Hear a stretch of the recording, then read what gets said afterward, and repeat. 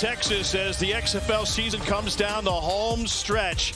Vegas looking to build towards next season with a key win, trying to upset this Houston team, which is on its way seemingly to a South Division title. There will appear in the postseason, but they have a chance to wrap up home field advantage with the win today. Kids getting a chance to meet their heroes, and in this season, every game decided by the slimmest of margins, and that is extra when you only play 10 games, and both teams learned this in extra time last week.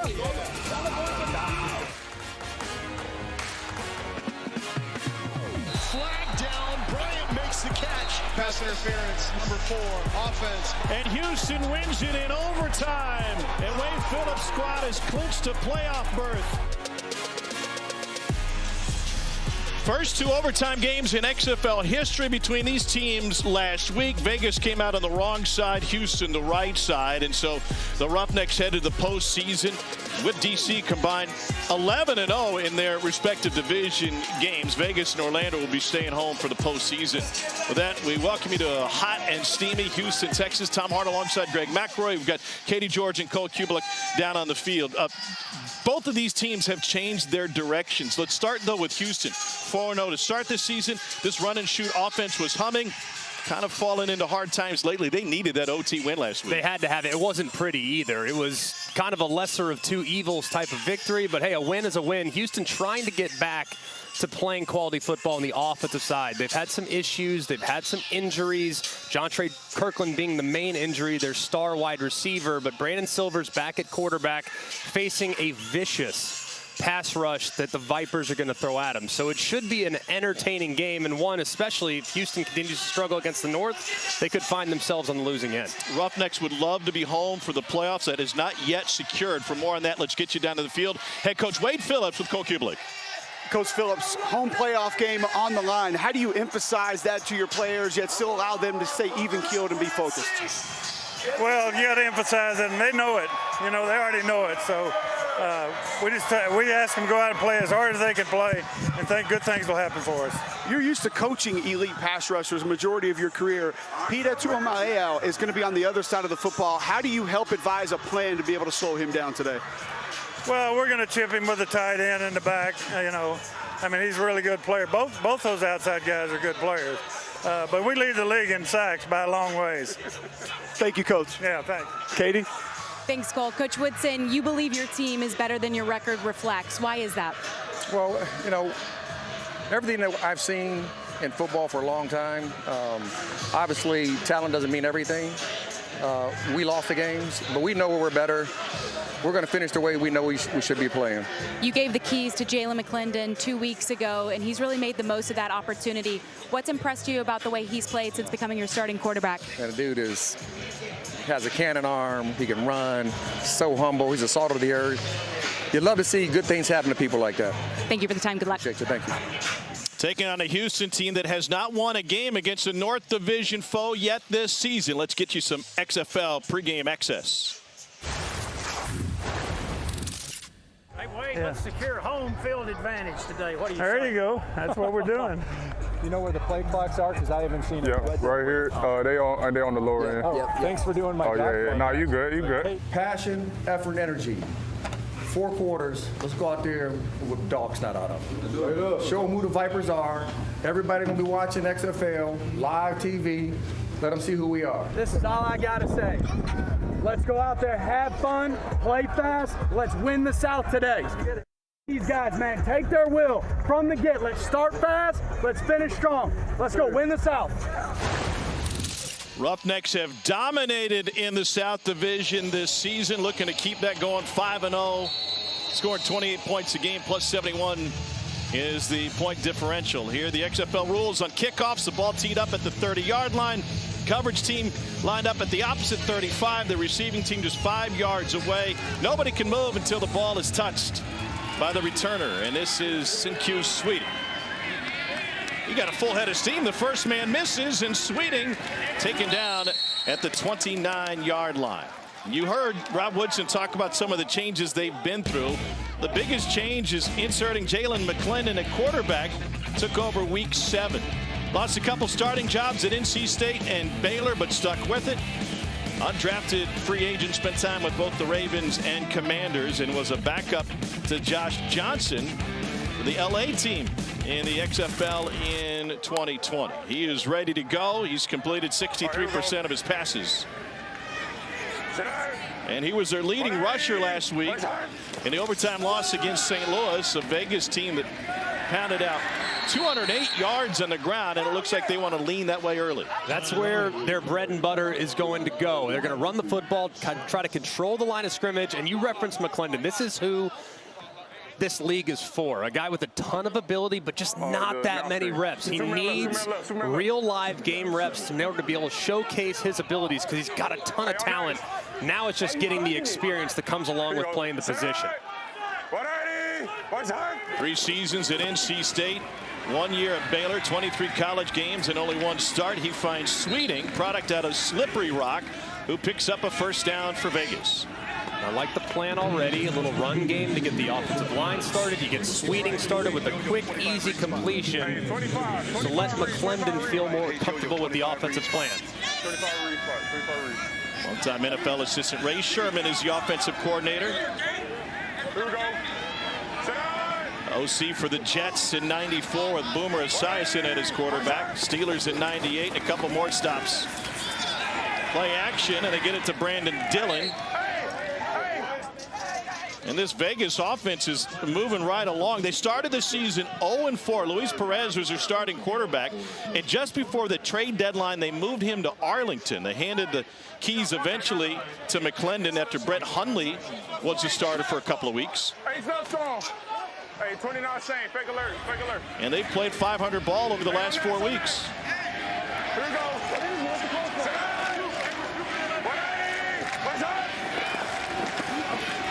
Gets it in the belly of John Lovett out of Penn State. He is tackled behind the line of scrimmage. So Houston team, which leads the league in sacks, they get it done behind the line. Trayvon Mason out of Arizona had a big interception return last week. You see already what Vegas's plan is going to be. You referenced the pass rush for Houston. They have terrific edge defenders that you're going to have to continue to keep off balance with misdirection and by reading them on zone reads. Vegas won the time of possession last week against St. Louis, but lost the game, and that one just a hair behind Martavis Bryant.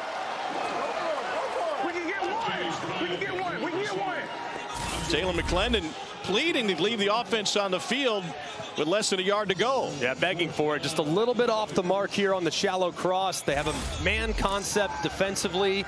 You have Martavis Bryant running full speed. You got to get it out in front, and he's off to the races. Just an inaccurate throw that leads to the 3rd down stop. Michael Carrizosa is the punter for Vegas. William Likely back to receive, and he asks for a fair catch. And takes it at the 12. Here is Brandon Silvers, 6'2", 215 pounds, perfect fit for this offense.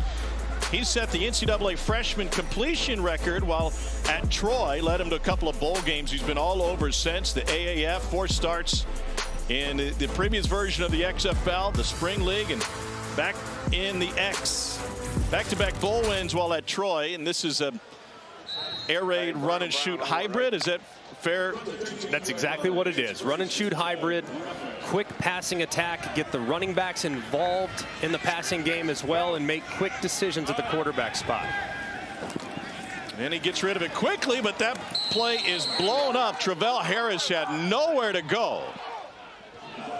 Maurice Smith, who's finally healthy, has been playing NFL caliber football the last few weeks for Vegas. And a great job seeing the quick flat. He beats his man to the outside as Garrett Owens cannot capture that outside shoulder. He makes a tackle for loss. The former Georgia Bulldog played at Alabama as well.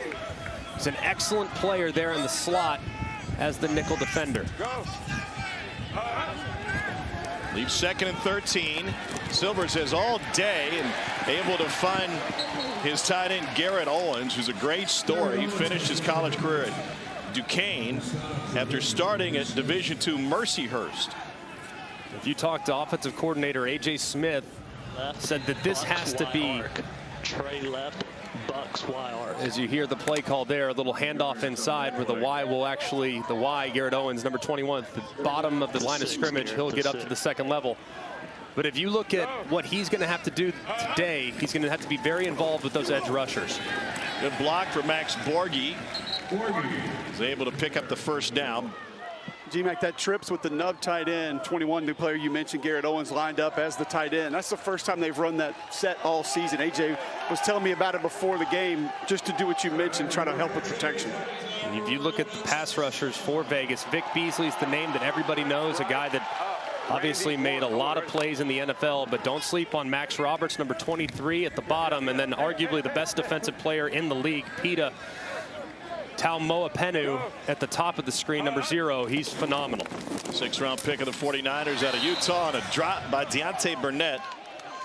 He's one of the best receivers in the league. All right, give me this. Give me this. Let's go. Regular. Ace left. Red F swing. H stick. Regular. Ace left. Red F swing. H stick. He's got the dig. Here we go. Red F swing. On. Ready? This is one of their base plays that they run an awful lot. The running back will be on a free release swing out of the backfield, and the H right there in the slot, he'll be trying to create a pick for him. It's the opposite way, and has another completion. That's Justin Smith.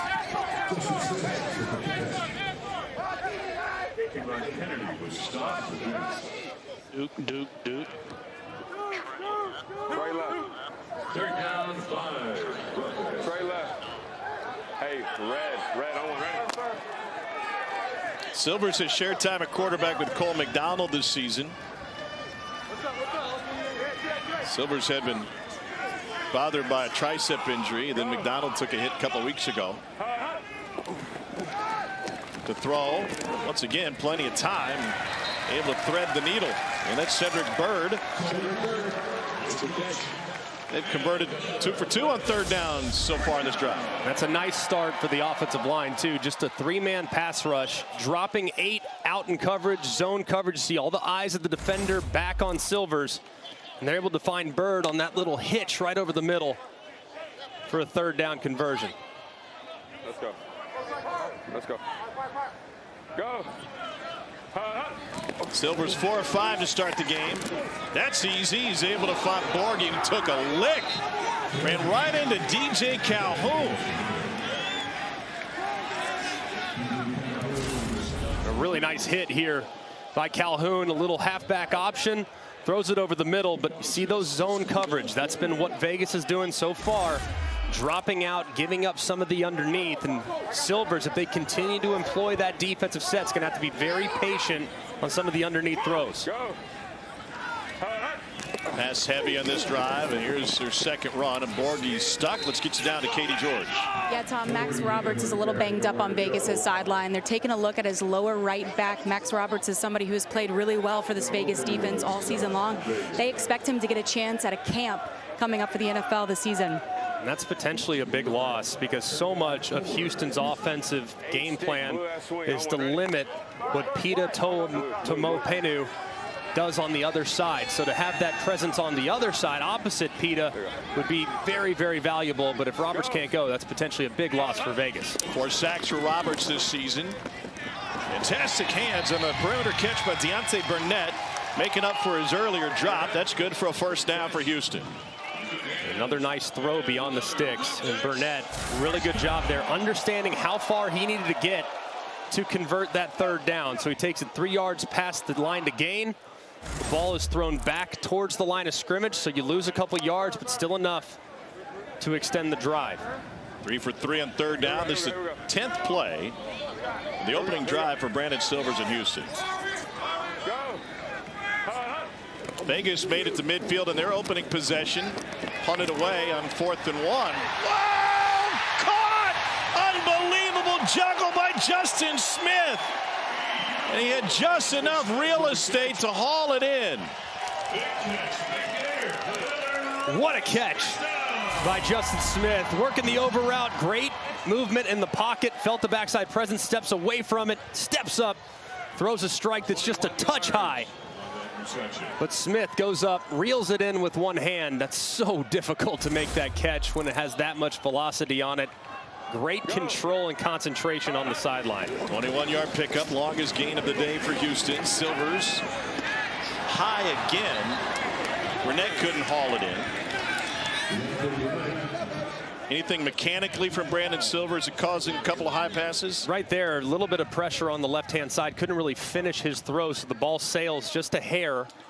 But it almost was like Burnett kind of mistimed his jump, thought it was going to arrive a little earlier, thinking it was going to come out with full velocity. It didn't. So he mistimed the jump. It sails just a touch high as a result of the pressure off the left-hand side. Working against a backup left tackle is Sage Dockstader is out for Houston. Pressure again. Intercepted. Nobody was there. Keelan Kennedy with the takeaway for Vegas. What a huge stop. And that's their 7th takeaway in the last 3 games for this resurgent Vipers team.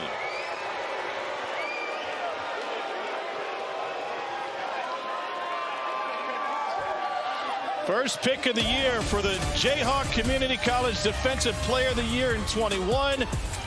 From Garden City to H-Town, and Keelan Kennedy is able to end Houston's long opening drive. Silvers and the Roughnecks not on the same page.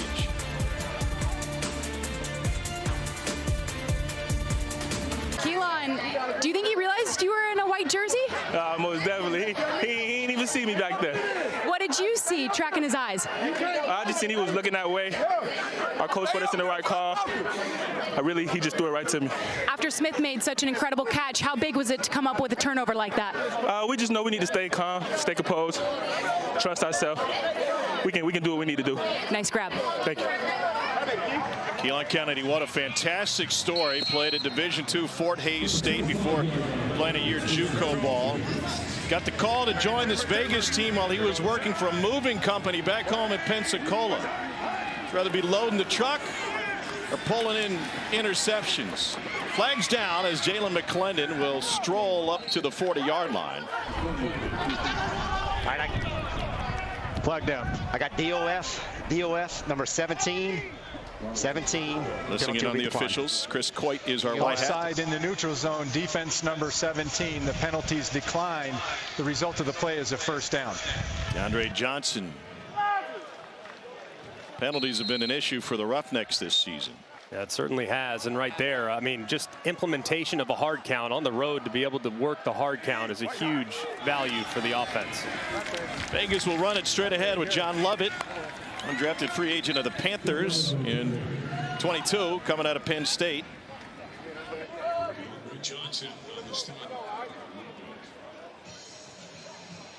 And 2nd and 6 now.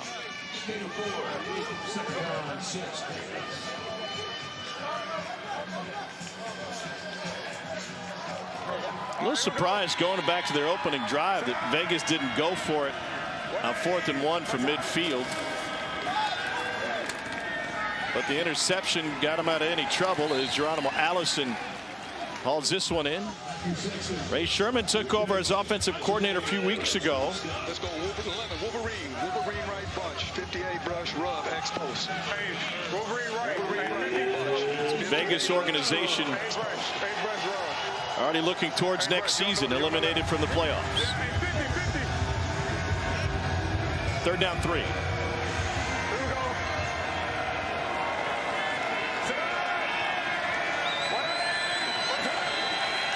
Pressure up the middle. McClendon dumps it out with Lovett. Plenty of space. And Lovett bangs his way inside the 30. He's 4th in the league in yards per reception, and you see why. And this is a thing of beauty right here. Great job executing. You see the 2 receivers to the right running to the left, man coverage. You get the back who started on the left side. So Jalen McClendon working back to the right, creates a natural rub with the misdirection, and he's wide open in the flat for a big gain. Coming out of high school, Lovett was the #1 rated athlete in his class in New Jersey. Here's Brian Burt. This drive started on a Brandon Silvers interception. Cole's with him. Brandon, obviously not the way you wanted that drive to end. Take us through your eyes, just kind of what you saw in that interception. Yeah, we thought we had a bang post underneath the corner and a drag, so, thought he was going to go to the next window, and he kind of just stopped. But, mistakes happen. You just got to move on and play the next play. Thank you. Yeah, thank you. Hey, 60. You hear the quarterback. Not all interceptions are created equal. Thinking the receiver's going to run, not really on the quarterback, but it goes on his stat line. And 2nd and 2, they'll throw it. Beautiful spin out to the outside. And Matthew Sexton.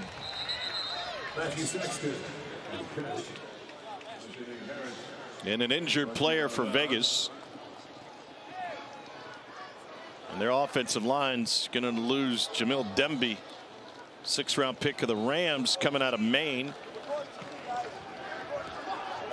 Demby got a Super Bowl ring a couple of years ago on the Rams practice squad. We'll return to Houston in a moment.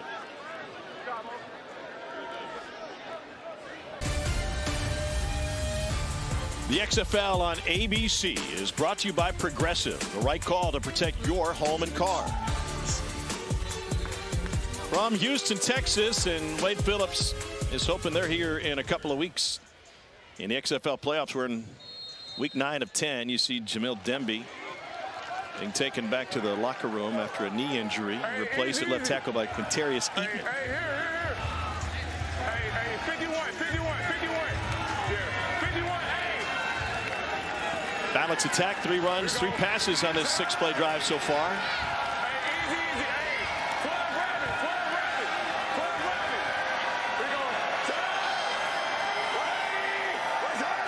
Jalen McClendon, the quarterback. QB draw. Man, he's got space and he's got wheels. Rushed for a team-high 62 yards last week.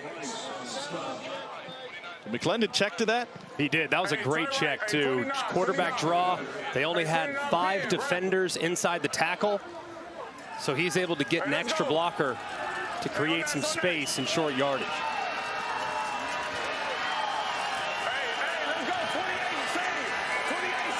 There should be a handoff to the right-hand side. You're saying that means the back's on the same side as where you're handing it off.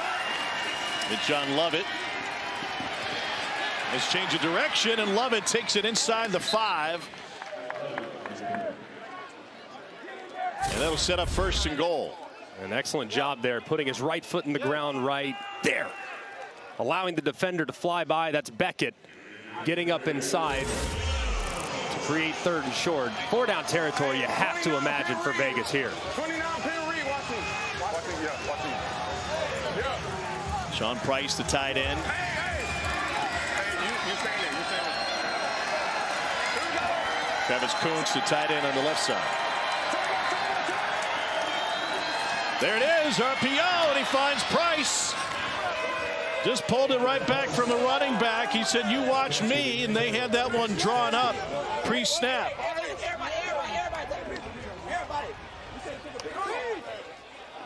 Fourth touchdown for Jalen McClendon, limited time for the Vipers. And a great job by McClendon. Look how quickly he gets that ball up and out after play action. You're going to see flow from the linebackers working to the left with the running back, which allows the tight end to just sneak right upfield for an easy touchdown. Excellent execution that entire drive from Vegas. No kicking point afters in the XFL. You can choose the value. They're going to try to go for 2. Holland and Jet Badet is wide receiver. Into the end zone, and it is taken away by Houston. A.J. Hendy snuffs out the point after. But Vegas able to score first thanks to a 75-yard drive after the interception. And you can hear a little bit on the microphone between Jalen McClendon and his conversation with Sean Price, the tight end, saying flatter, flatter, flatter, meaning when you run that route, the initial angle, when you draw it on a piece of paper, you're running to the back pylon. But when you have man coverage and defenders trying to underplay it, you have to bring it flatter towards the line of scrimmage so you can throw them away from that coverage. So he goes right to the guy that he was aiming for in the 2-point conversion attempt and gets it addressed. Wonder what Jalen McClendon saw pre-snap when he hollered at Sean Price. He's with Katie. Thanks, Tom. Jalen, let's start with the conversion. You and Jeff were having a conversation coming off. What are you guys talking about? Oh, nah, we just know, looking at film, we just know the looks they're giving us. I just got to choose my matchups. Price was a good matchup. We just know that, like, the leverage and what they're doing, that we got better matchups in other places. So just talking about that. Still an extremely efficient drive to score. What did you like most about that drive as a team? I think the defense did a great job. So that drive was all dedicated to them, or all thanks to them. They got us the ball, and we did our job and just went down the field. So thank you. Yep. Max Borghi on return. Good job, Katie, out to the 20-yard line. Obviously, Jalen McClellan is seeing a lot that he likes. The checks that he had at the line of scrimmage on that drive, and then even the last-second shout to Sean Price before the play-action touchdown pass. And Vegas on paper, I mean, the strength of their offense is at wide receiver. They have terrific weapons with Martavis Bryant, a guy that played a lot of football in the NFL. Jeff Badette, who's back healthy this week after missing last week and part of the week before. And then Geronimo Allison, a guy that obviously logged a bunch of time up at the highest level as well. So they have excellent wide receivers. So he referenced it. If they're going to play a lot of man coverage, I got to find the best matchup. And more often than not, those veteran wide receivers will be able to win. Houston's first drive lasted 12 plays, but ended in an interception as Bryson Aline carries it on first down. Week 9 of the XFL continues tonight. The Guardians take on the Brahmas at 7 o'clock Eastern on ESPN2. Tomorrow at noon, Defenders host the Renegades as DC looks to wrap up home field advantage for the postseason, followed by the Sea Dragons and Battlehawks at 3. You think that San Antonio-Orlando game could be sneaky good tonight? I like that. I know that both teams aren't really playing for a whole lot, but both teams have shown moments all season long, especially Orlando, who at one point was the worst team in the league, but have found something since Quentin Dormady's taken over at quarterback. Vegas came into this one 6.5-point underdogs. They have a 6-0 lead through one quarter. Rod Woodson's team looking to finish the season strong, and they've played well lately. It's Houston and Vegas, and we return for the second quarter from Houston right after this.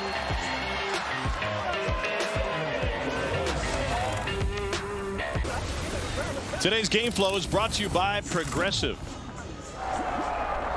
We can get one. We can get one. We can get one. Let's go. Let's go. Come on. Throw it. 0-0. Oh, he threw it right to him. Yeah. Get him. There you go. Shout out to Mama. That interception, the pivotal point of the first quarter, it not only ended the Houston drive, but Vegas took advantage. Hear me, Coach? I'm going to go even right, H yo-yo, 225 rain inside. You'll have to wait. 2nd and 7 for Houston and Brandon Silvers. I love when the quarterback makes the play call. Hey, Coach, I don't care what you call. I'm going this.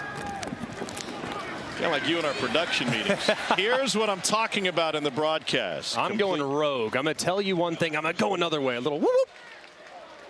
Another catch for Travell Harris. A.J. Smith, the OC. Denver insert. Regular. Strong left tight. H-orbit Denver insert. They're going to run it, aren't they? That's right. Denver. So that's stretch zone. Because, of course, the Denver Broncos under Mike Shanahan forever, and Terrell Davis, John Elway, you name it. Great at running the stretch zone. Bryson Aline, tackled by Jashim Martin. Trey right stand. F move right. Juke Trey right stand.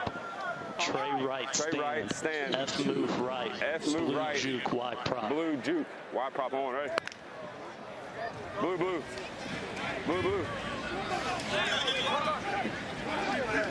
ahead. Live line's now down to 2.5 after Houston opened at 6.5-point favorites.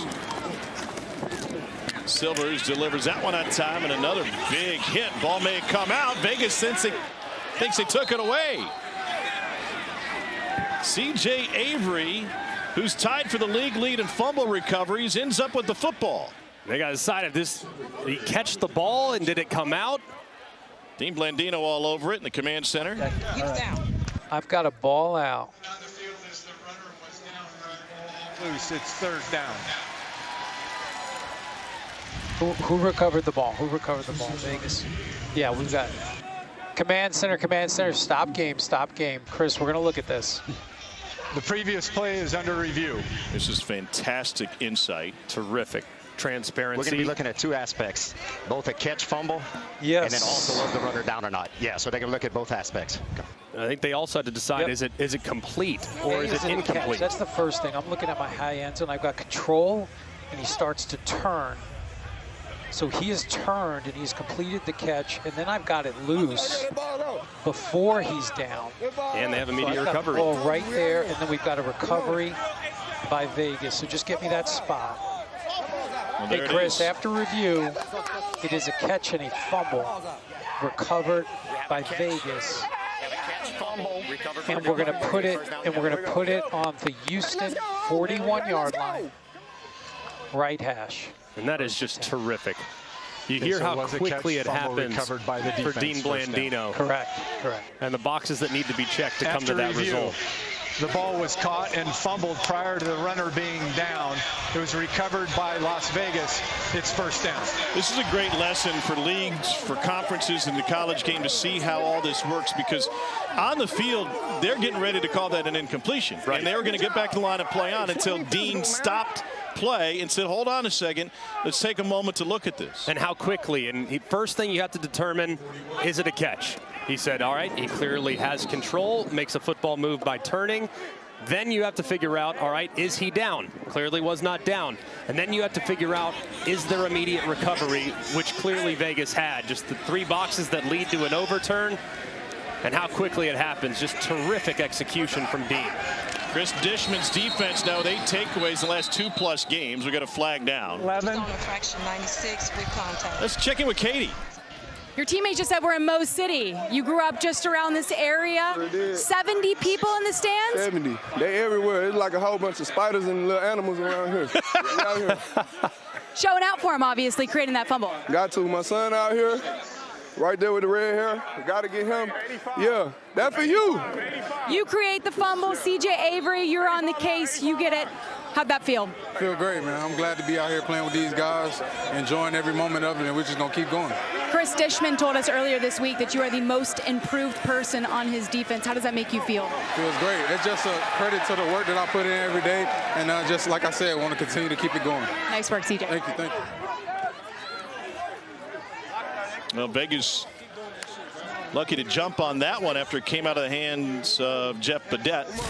Him likely forced it out. A near fumble here. As you could see, Jeff Badette bringing that ball in is a great job there by Likely with active hands to get and reach and dislodge that ball, but excellent hustle there. Cam Sutton able to pick it up. As Cam Sutton running as fast as humanly possible to jump on the ball. Badette is coming off of an injury, didn't play last week. Came out at halftime of week 7. He was the most productive receiver in the first 4 weeks of the XFL season.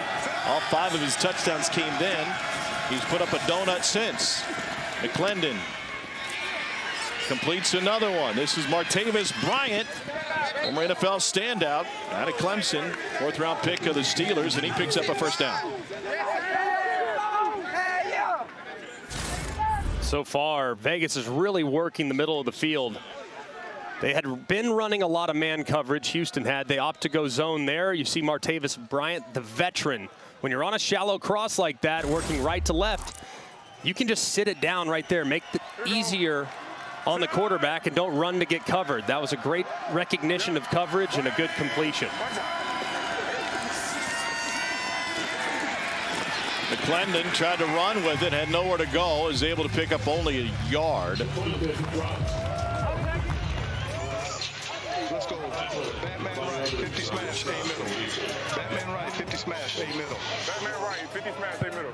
You got that? Ray Sherman was the offensive coordinator of the Vikings in '99. They had Randall Cunningham, Chris Carter, Randy Moss.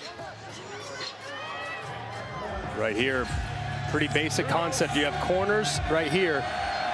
Might be able to get one-on-one against man coverage. Just Going to rotate out of it. Pressure from the edge.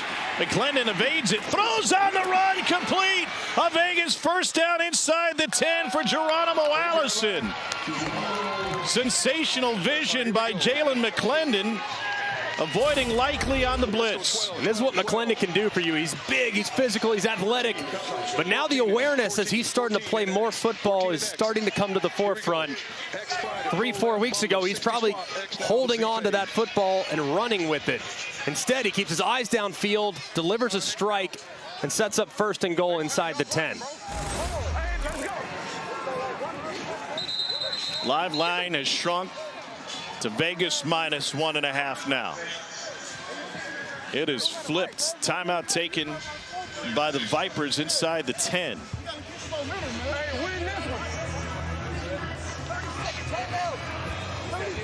Vegas is building towards next season. They will not make the playoffs.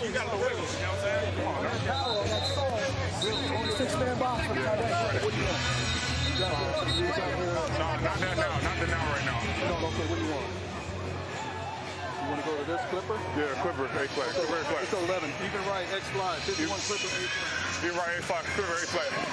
Hey, say it! Coach, say it! Coach! Hey, Bray!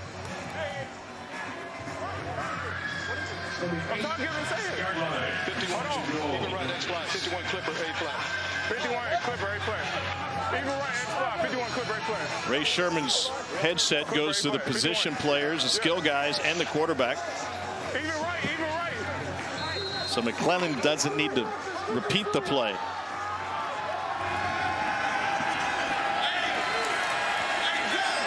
Going to get a little rub out right here. This could be a touchdown to the running back. Burke covered out of the backfield. McClellan trying to scramble, still looking to throw. Turns upfield, and he gets taken out of bounds at the 2.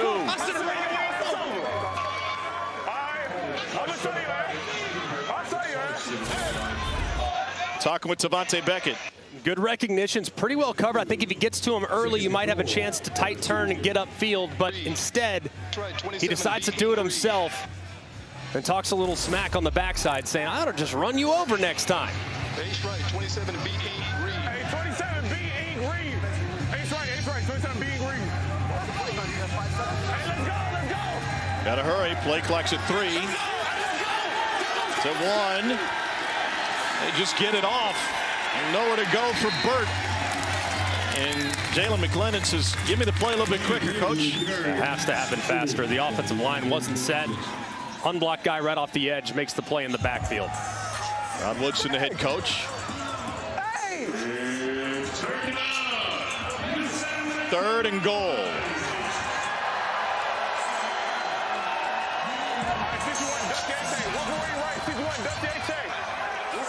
Better hustle again. They're trying to get a substitution.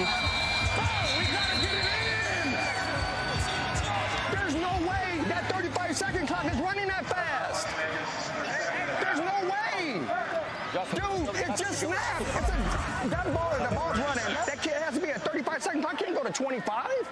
Our clock is running way too fast, man. Come on, man. Okay. Come on, guys. That clock was good. No, no, it's not. It's not.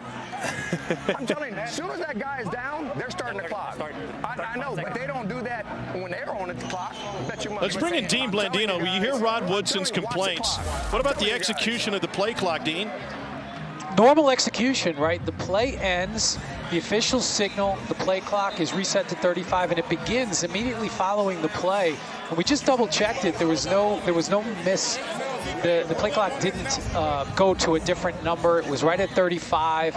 They sent in a sub late, and I think that was the issue. That's why they had to call a timeout. Yeah, I watched it. I'm with you, Dean. Like, I watched it the whole time. It was at 32 when they got back ready to receive the play. So I'm all for Coach Woodson going out there and trying to get a little extra time, slow him down a hair, but that one felt like it was self-inflicted. Out of the timeout, 3rd and goal. Big down here for Houston. Glendon, a great runner. Much likely off the edge up top. Got rid of it quick, and he's in for the touchdown. Sinkyu Sweeting with his 4th touchdown catch of the season. And now Vegas will decide on the extra point value. And as the motion went across, you brought also a defender to the other side as well, which indicates man coverage, means you got to get the ball out immediately. And the defender just can't get through that much traffic before the ball is completed. That was a great job of timing up the motion with the snap and McClendon getting the ball out as quickly as humanly possible for the touchdown.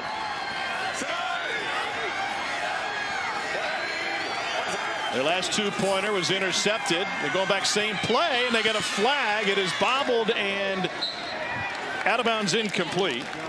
This time going to Sutton. You heard what Jalen told Katie. In the neutral zone, 17. We got 17. Some advantages in the neutral in zone leverage at the plays. snap, defense number 17, half the distance to the goal. The try will be replayed from the 2.5-yard line. They'll move it closer. Still 2-point value. Vegas came in 6.5-point underdogs. They're now favored in this game. Z-shuffle, KO 25 Thunder. KO 25 Thunder.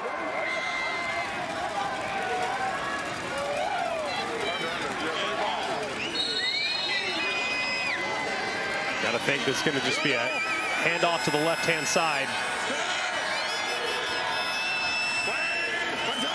Travis Kuntz, the lead blocker. And John Lovett gets stood up before it got back to the line of scrimmage. 7-play, 41-yard drive. Took 4 minutes off the clock. Ended with a Sincu Sweeting touchdown catch. And Jalen McClendon feeling it. So is his defense. 2 takeaways for the Vipers in this game. Maurice Smith forced the fumble, recovered by C.J. Avery.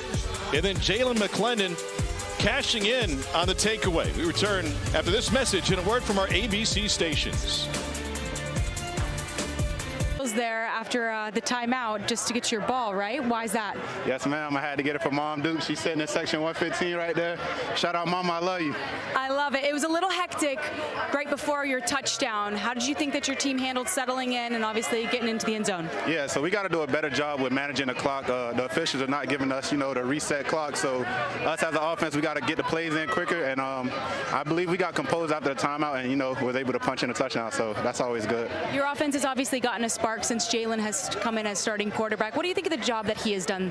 Jalen has done a tremendous job. I mean, he's put his head down and worked, hasn't complained, and when he got his opportunity, he's made the most of it. We're a way more dynamic offense, and we all got Jalen back. Thanks, Q. No problem. Thank you. You could say Sincu Sweeting has made the most out of his opportunity as well. Was playing at Seton Hill and then Slippery Rock, and now playing pro football. Wade Phillips has been around the game a while. He's with Cole Kublik a moment ago. Coach Phillips, you moving the football, defense has been put in some bad spots. How do you address ball security and some of the penalties, some of them self-inflicted wounds here early with your team? Well, it's unusual for us, but we got to keep the football. We got to hold on to the football. We've been good at that all year, but just reminds everybody that, hey, we got to hold this football because we can move the ball on them. Thank you, Coach. Thanks. They have moved the ball, but two huge turnovers. Brandon Silvers threw an interception. They also have a fumble, and that one is off the mark. Mentioned this earlier, but Houston came in as 6.5-point favorites in this game. That has certainly changed. The thing has flipped in a hurry, and based on how things have gone, granted, Vegas has not played well in the second half of football games. They give up 116 points in the second half this year. That leads the XFL. They've been a good starting team, but still, man, with what Houston's done up to this point, it'd be hard to take the points in that live line. You can get Houston plus 150 to win the thing right now. Over the middle and incomplete. Travell Harris was there. And now Houston left with a 3rd and 10.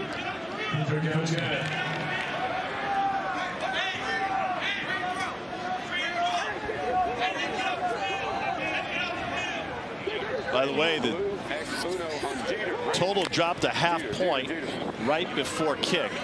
You hear Jeter right there. Sounds like they're going on 2. That's the assumption. What do you think? Either that or a gift basket at the end. 3rd and 10, Silvers.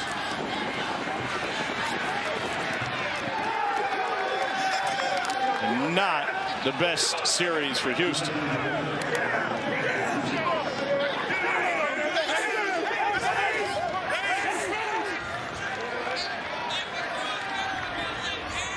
Just a bad sequence there from Houston. Just nothing going. A couple of bad decisions and really well covered by the Vegas Vipers.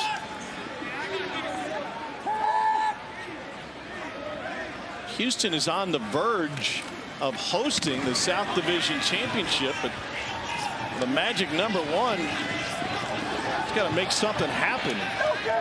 A team that has struggled in the second half of the season. And you see that opportunity to be home for the postseason slipping away. 49-yard punt. It's past the midway point of the second quarter. And Vegas getting the ball back here in Houston.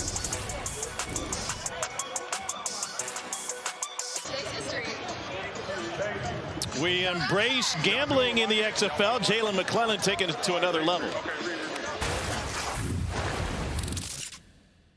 How much you want to bet we score? Huh? How much you want to bet we score? How much you want to bet we score? I see him. Hey, where you at? Where you at? Where you at? Where you at? Where you at? Where you at? Where you at? Trying to find Glenn Logan after the touchdown. Glenn Logan did say, hey, run it my way. Yeah, don't run it my way. 1st and 10 for Vegas. McClendon on the run, throws behind to Jeff Badette. Glenn Logan won a national championship with LSU. He's played in plenty of big games. Cole's standing up right next to him. We're just going to let quarterbacks talk trash to us? Oh, hell no. Ain't no quarterback talking trash to me over here. I'm going to bark back. Okay, there you go. All right, now we have a story within a story. D tackle versus quarterback. I like the D tackle most of the time, but the way McClendon's playing, tell you what. McClellan's playing with an incredible amount of confidence and knowledge of this playbook, picking out his own plays. Off the mark there. Not bad for a guy who's making only his 3rd start of the season. Like we talked about, this league is for him. I mean, a guy that has tons of ability just needs reps. And he's showing now every single week, getting a little bit better and a little bit better. And so far today, obviously early in the game, he's off to his best start so far. You need breaks sometimes in the football business. Jalen McClendon, it's a late add to Washington's roster in 2019. After a preseason injury to Josh Woodrum, he was with Case Keenum, Colt McCoy, and Dwayne Haskins in the quarterback room that preseason. Pressured, gets away from it, plenty of green in front of him, and McClendon slides down after picking up a 1st down. And another situation where they were low on the play clock.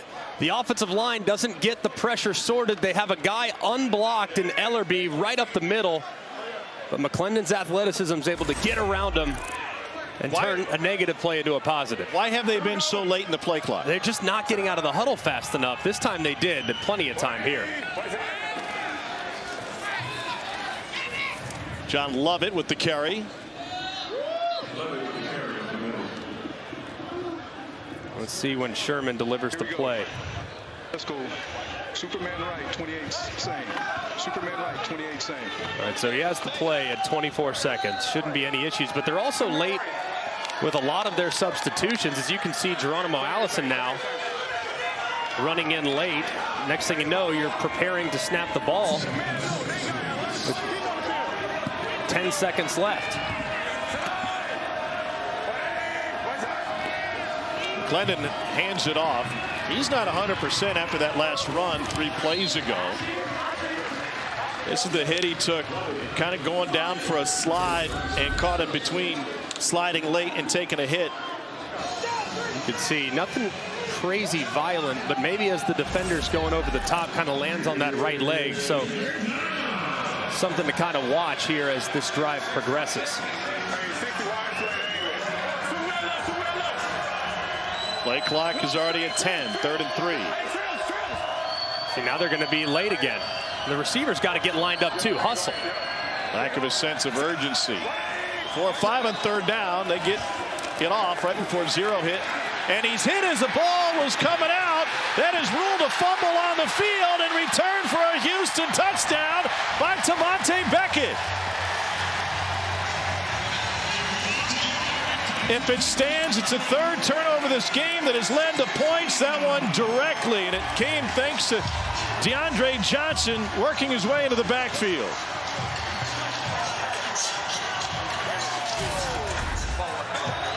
And DeAndre Johnson working against the backup left tackle, Quintarius Eatman, after Demby went down a little earlier in the ball game. He runs the loop. You got to see is the hand moving forward as the ball is released. It doesn't look like it is. Usually you can tell if the ball jumps forward a little bit, but it does look like it's dislodged before the attempt of the throw begins. Just a great defensive play for Houston, who had to have it. Their offense had been struggling up to this point.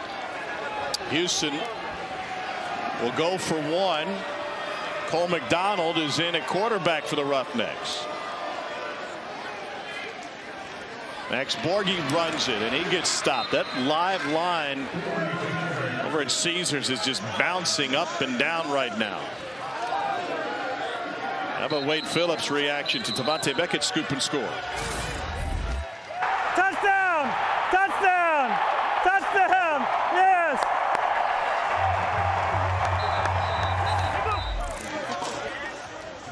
Man, they needed that. I mean, just a couple weeks ago, similar situation. Offense for Houston really struggling these last few weeks.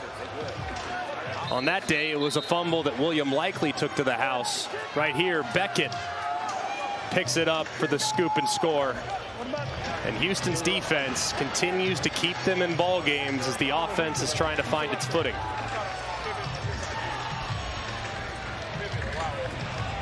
.345 to go before half.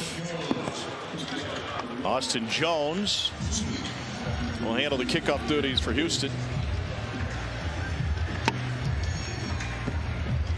Every point in this game has come off of turnovers.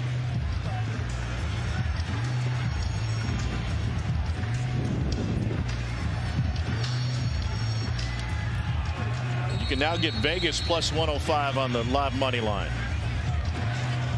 Who wins this thing, Greg? Where would you go?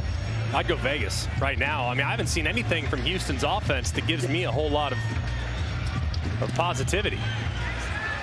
Short kick. Sweeting rushes up to the 19. Nowhere to go. Another huge defensive stand for Houston. The takeaway has swung this game again. Here's Cole Kubelik. DeAndre Johnson with the swat to get that ball out. Just take me through that pass rush move, what you saw pre-snap and how you were able to get to the quarterback. Yeah, man, just a 3rd down and short. I knew I had to get off the ball, get in the backfield, make a play for my team, man. We down. I just had to get off the ball, do what I do best, get in the backfield. You're waiting for the interview. Did I keep you off kick cover? Yeah, man, I might get chewed out by my special team coach. That's my fault. You can blame that on me. Yes, sir. I'll take it. All right. Say next time he makes a play and it turns into a touchdown, you'll go get him again, give him another rest so he doesn't have to cover a kickoff. That seems equitable. I'll talk to Coach Eager. We'll work it out down here. There you go. That seems like a fair ask. You make a play, take a play off.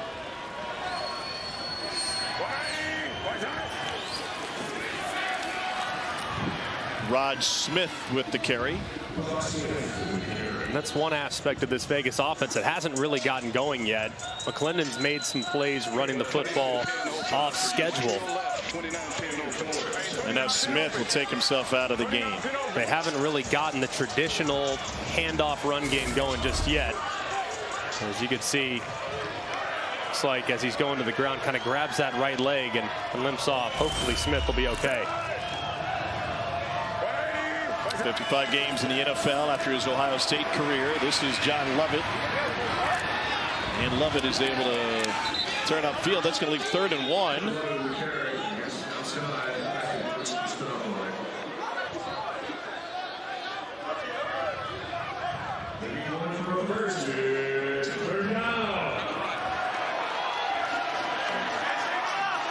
Vegas is 4 of 6 on third downs today. 25 reads, so they're going to be reading the end man of the line of scrimmage. It'll be a handoff, zone read. So they'll be reading this guy. If he comes upfield, you hand it off. If he dives down, then you pull it as a quarterback. Handed it off, and huge stop by C.J. Brewer.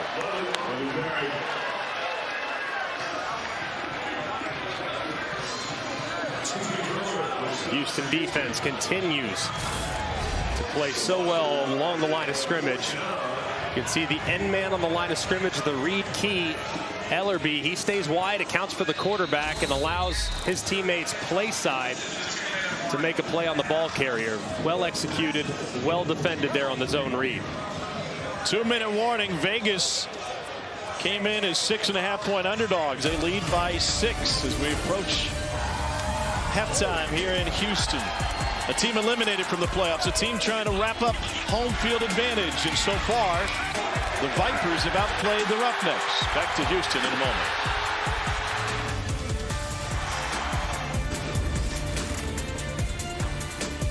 Still a few weeks away from the postseason, but it seems like the playoffs start now. Wow, what a catch! Josh Gordon, Devontae Busby with a scoop and score for the win! St. Louis, go crazy! DC's going to the postseason. I can dig it. It's week 9 of the XFL. Playoffs are nearly set. Both Houston and DC will be playing for the respective division titles. Homer on the road has yet to be determined. In the South, Arlington and San Antonio will be Houston's opponent. There's an update. Obviously, Seattle and St. Louis teeing it up tomorrow for the right to see who's going to be that team that faces off against DC. Bell Harris takes his punt at the 10. Cuts upfield. Stays on his feet to the 30. Fantastic return by Harris. Houston looking for some momentum from defense and special teams. You mentioned that St. Louis-Seattle game tomorrow at 3. Week 9 of the league continues tonight. Guardians are in the Alamo Dome to take on San Antonio. That's on ESPN2. Arlington travels to DC tomorrow. That game noon on ESPN. Followed by Seattle and St. Louis, also on ESPN, and every game available on the ESPN app. What's going on at quarterback for St. Louis? Going to be interesting. Brandon Silvers has all day. There's a flag down. And a great one-hand gather by Ben Putnam. Did you see where the flag Not 7 on the line. 64 is too deep. Talking about the left guard. Left tackle Jack Snyder. Not enough players on the line of scrimmage. Offense. 5-yard penalty, replay, first down. Cole, you played offensive line in the SEC. That seems pretty simple. A lot of times it is, but when you're trying to switch it up and you've got elite pass rushers like you do in this game, you're just trying to alter things, change things a little bit. It can get confusing. So it's one of the things we've seen is inconsistency along the offensive lines in this league. It's gotten a little bit better, but still shows up from time to time. Got to be versatile. Snyder came in as a left guard. Sage Dockstader is out, so he's bumped out to tackle. Go.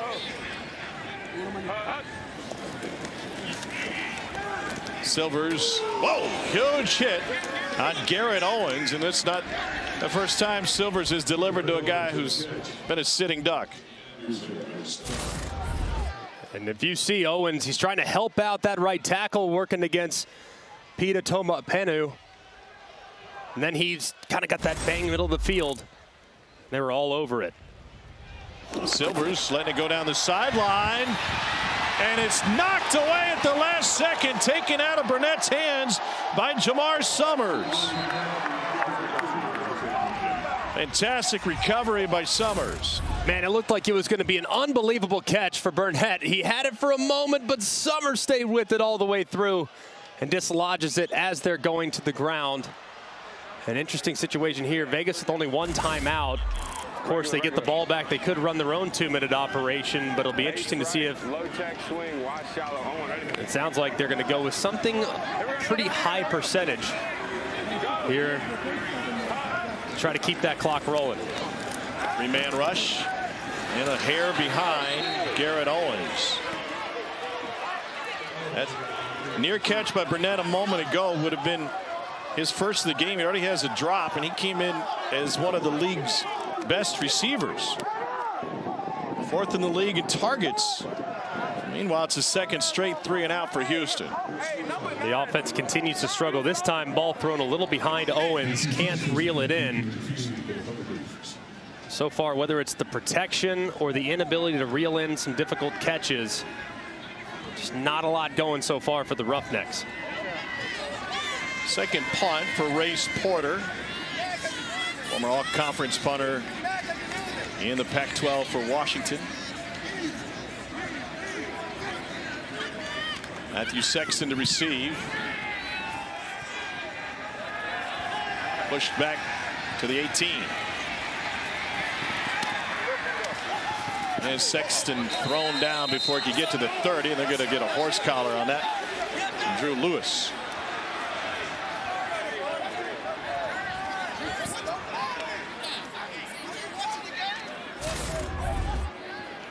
See right here, does look. So you get that hand up around the collar. Looks like it was close. Receiving team a hold and a horse collar tap. No, offense, kicking team, right? So we have a hold on the receiving team and during the kick. Horse collar was on the kicking team.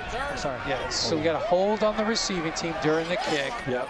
And we've got a double after. So we're gonna go from where B's foul would be enforced from. So we're gonna go end of the kick. What's the number on the horse? 27 on the horse collar. At the end of the play. So Dean, where are we gonna put it? 19. Double 19. after, doesn't that go to the end of the kick? Goes 19, yeah, end of the kick. End of the kick. Okay. There are fouls by both teams. Holding receiving team number 28. Personal foul, horse collar tackle, kicking team number 27. It's the receiving team's ball at the end of the kick, first down. Correct, the 19-yard line. Dean, as we look at this, when you would have a play on both sides, why is it, you said double after, can you explain what that term means and why there is a 10-yard penalty from the end of the run? So a double after means both fouls occurred after the change of possession, and when that happens, the ball is placed at where the receiving team's foul would have been enforced from, which is the end of the kick. So there's no yardage penalty assessed. The ball is just placed at the end of the kick because that's the enforcement. And what about the horse collar? Would there be no penalty in regards to the horse collar at the end of the play? Yeah, there were fouls by both teams, right? So it's almost like an offset at the spot where the receiving team's foul would have been enforced from. That's the rule. Okay. Appreciate it, Dean. Jalen McClendon is able to find Lovett out of the backfield. He's got open space and takes it out to the 46-yard line. Vegas has one timeout remaining. 44 seconds left in the half. Of course, under 2 minutes, the ball will stop to set the change, similar to the college timing rule. Great job identifying a one-on-one with your running back against a safety that's inverting weak side. Really good matchup and a ton of space there for them to work offensively. Vegas, a little surprised that they decided to take a timeout right here. You would love to have that one in your hip pocket in case of a sack or in case of a lost yardage play. And then in an end of half situation, you'd love to keep that timeout for the kicker. So I don't necessarily agree with calling it with 44 seconds left. It seems a little early for me. You got a screen over there. No timeouts. The clock will start at first downs and out of bounds, okay? You feel like they could have either spiked it or had a play to run? Yeah, I think that's what I would have done. You could have gone up. You had plenty of time. Of touchdowns unlikely, so I would have gone up and tried to call an offensive play. If you sacrifice 5 or 6 seconds, it's not the end of the world. You're 25 yards away from potentially attempting a field goal.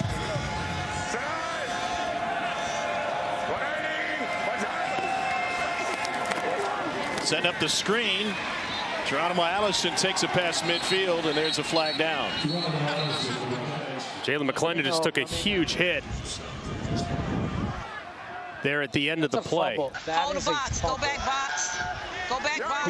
Who recovered the ball? Who recovered the ball? I've got clear fumble. I've got a fumble upstairs. I've got a fumble upstairs. Okay, we have recovery by the offense. Okay. Okay. The ruling on the field is a completed catch. Personal foul. Roughing the passer with body weight. Defense. 15-yard penalty added to the end of the play. Automatic first down.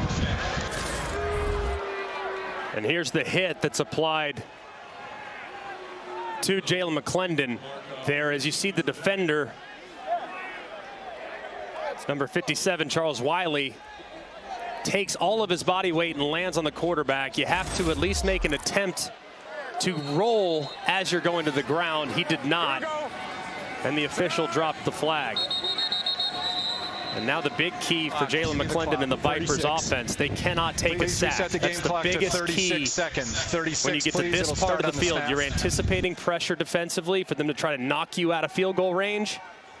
So you as a quarterback, the clock has to speed up internally, knowing the ball has to get out, because any lost yardage puts your field goal attempt into jeopardy.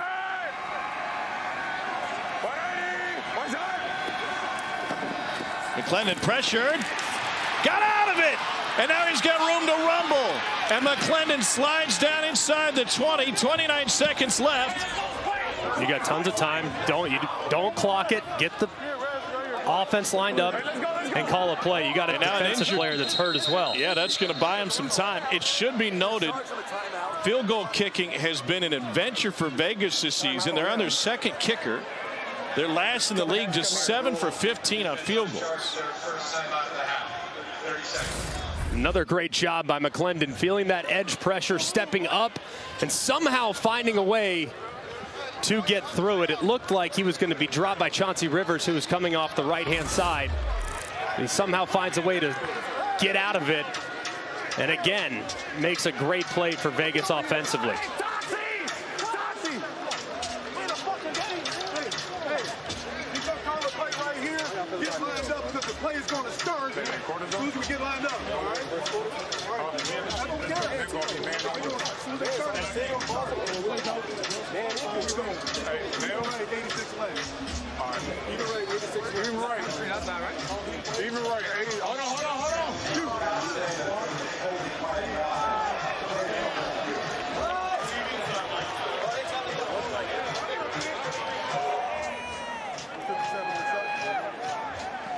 Coaches can challenge anything in the XFL. So, are we behind the line of scrimmage? Okay, so that number. It's a second timeout or not? Yeah, we're gonna make it holding, so we're not charging them another timeout. It was a hold, and we're behind the line of scrimmage, so we're gonna enforce it from the previous spot, which was the 34-yard line. 34-yard line. Holding, and now we're going to replay first down, correct? Replay first down, correct. And the number is 71. After review, holding, offense, number 71. 10-yard penalty from the previous spot. Replay first down. And just a great job there by Wade Phillips executing that challenge rule. Of course, anything can be challenged once per game. You want to obviously save it for a potential game-changing play. Would love to have it in the fourth quarter, but that play right there was enormous. As you can see, the right guard, number 71, Isaiah Williams, as McClendon's moving towards the line of scrimmage, watch the defender try to spin back inside, and that's where they get the hold. You see the left hand and the defender, number 57, Charles Wiley, putting his hands up to sell it as well. Terrific execution of the challenge, and look at that penalty. It's not a 10-yard penalty. It's really a 40-yard penalty and potentially a 3-point penalty for the Vegas Vipers. Wiped off the 15-yard rush by McClendon. Go back to the screen, and that ball knocked away. And this is a similar play that Houston nearly got a pick six from Trayvon Mason last week. Trent Harris got his hands on that one. 2nd and 20. Nice job getting your hands up here defensively, feeling the screen, As Trent Harris, one of the best edge rushers in the entire XFL, he identifies it, goes vertical, knows he can't get home, swats the ball down to set up 2nd and 20.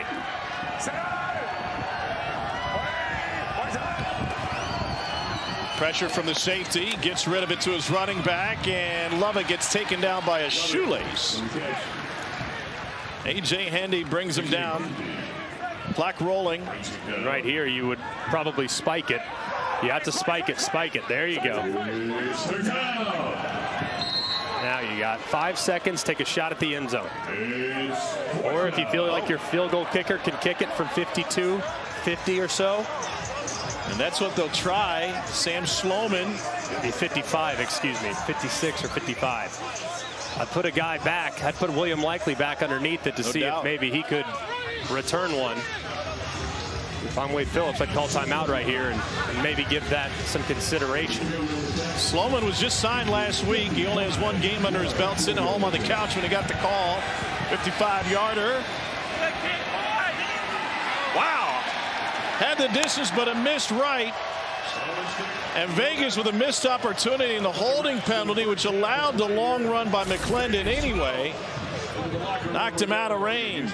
Plenty of distance. Good contact, just pushes it just a hair. It was well struck.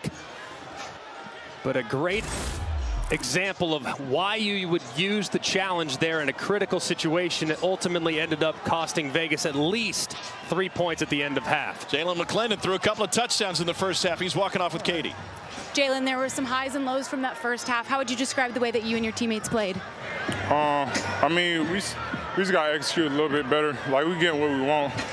We just have some mishaps here and there, but we got everything we want. We just got to execute a little bit better. Your team is known for starting really strong, but then falling off a little in the second half. What's the key to finishing this thing out? Just really honing in, like, on our job, executing our tasks, know what we're supposed to do, being where we're supposed to be, and again, just executing our assignments, doing our assignments, not having mishaps here and there. We've seen how versatile you are at QB. What do you think your X factor is? My teammates, them just believing in me, them doing their job, you know, them getting the ball, like them being playmakers. So, thanks for the time. Best of luck in the second half. Cole? We've got Roughnecks wide receiver coach Peyton Pardee with me. Seemed like the chemistry between quarterbacks, receivers off just a little bit in the first half. What's your message? How do you talk to your guys about that at halftime? You know, it's all on us. So, you know, the Vegas Vipers defense came out and they did exactly, you know, what we anticipated they would do. You know, we just got to find a way to get into rhythm and get our receivers and quarterbacks going. So, you know, it's very correctable stuff. We just got to get back to the basics, you know, get back to playing pitch and catch and playing our brand of football as an offense. You're as involved as anybody in this sideline. I've watched you a couple times this year. Do you go give AJ some input as to maybe some adjustments that might help what you think with your group specifically? You know, I think we got a great plan, and AJ's done a hell of a job, you know, this season and this week. You know, our plan is really solid. So, you know, we communicate throughout the game on kind of what we're seeing, and you know, I like the direction that we're heading as far as the game plan is concerned. We just got to go out there and execute. Thank you, Coach. Awesome. Thank you. Well, fantastic work. Coming up at halftime, we'll get you in both locker rooms, Houston and Vegas, and a look back of 2 overtime games last week in the best of the XFL in Week 8.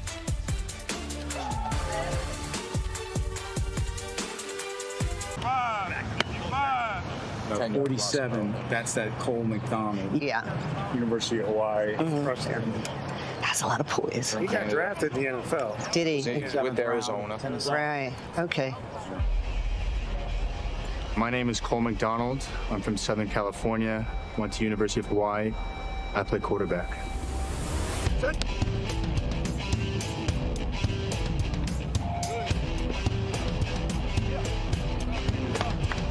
Guys counted me out. Team said they didn't want to take a chance on me, and I'm going to continue to do what I do, continue to prepare for when the lights do turn on, that I'm ready to go. 10, 15, 18, back to 15, and he made the catch. Did a good job today. Thank you. I feel like I should have done better, but that's all right. Congratulations. I just want to say thank you to you guys for this opportunity, this amazing camp, for giving guys like me a chance. You know, it means the world to me. You know, thank you to the both of you. Absolutely. All this has happened for a reason, and now it's just time to go, man. Thank you. Ball out. Thank you. I will. I need this to work. Not for me, I'm going to be okay if the XFL doesn't work. But there's a real rage for me to make this work for players. You heard from Dwayne Johnson and Danny Garcia. You can see him as part of the 9-part docuseries Player 54 with an all-access look at players and coaches in the league. Episode 6 is available now on ESPN Plus. We'll check out the Guardians' dramatic first win of the season, Week 7 against D.C., and how the Defenders came off that loss and prep for a Week 8 matchup against Seattle. All 6 episodes available on ESPN Plus. Speaking of access, let's get you inside the Houston locker room defensive coordinator, Brian Stewart. Back swings or something comes back. So the corner's going to be outside in. Just so if you're the seed player on that side, just match them. We all good with that? Okay, hey. Games are won in the second half. We know that. And we've done it before. We'll do it again. You guys got me? All right, let's go. Hey, man, one play at a time, dog. Yeah. One play at a time, bro. No matter what happens, bro, we still stand up, bro. Here we go, guys. Let's go. Rod Woodson and his Vegas team have played much better ball over the last 5 weeks after an 0-4 start to the season. Lead against first-place Houston at the half.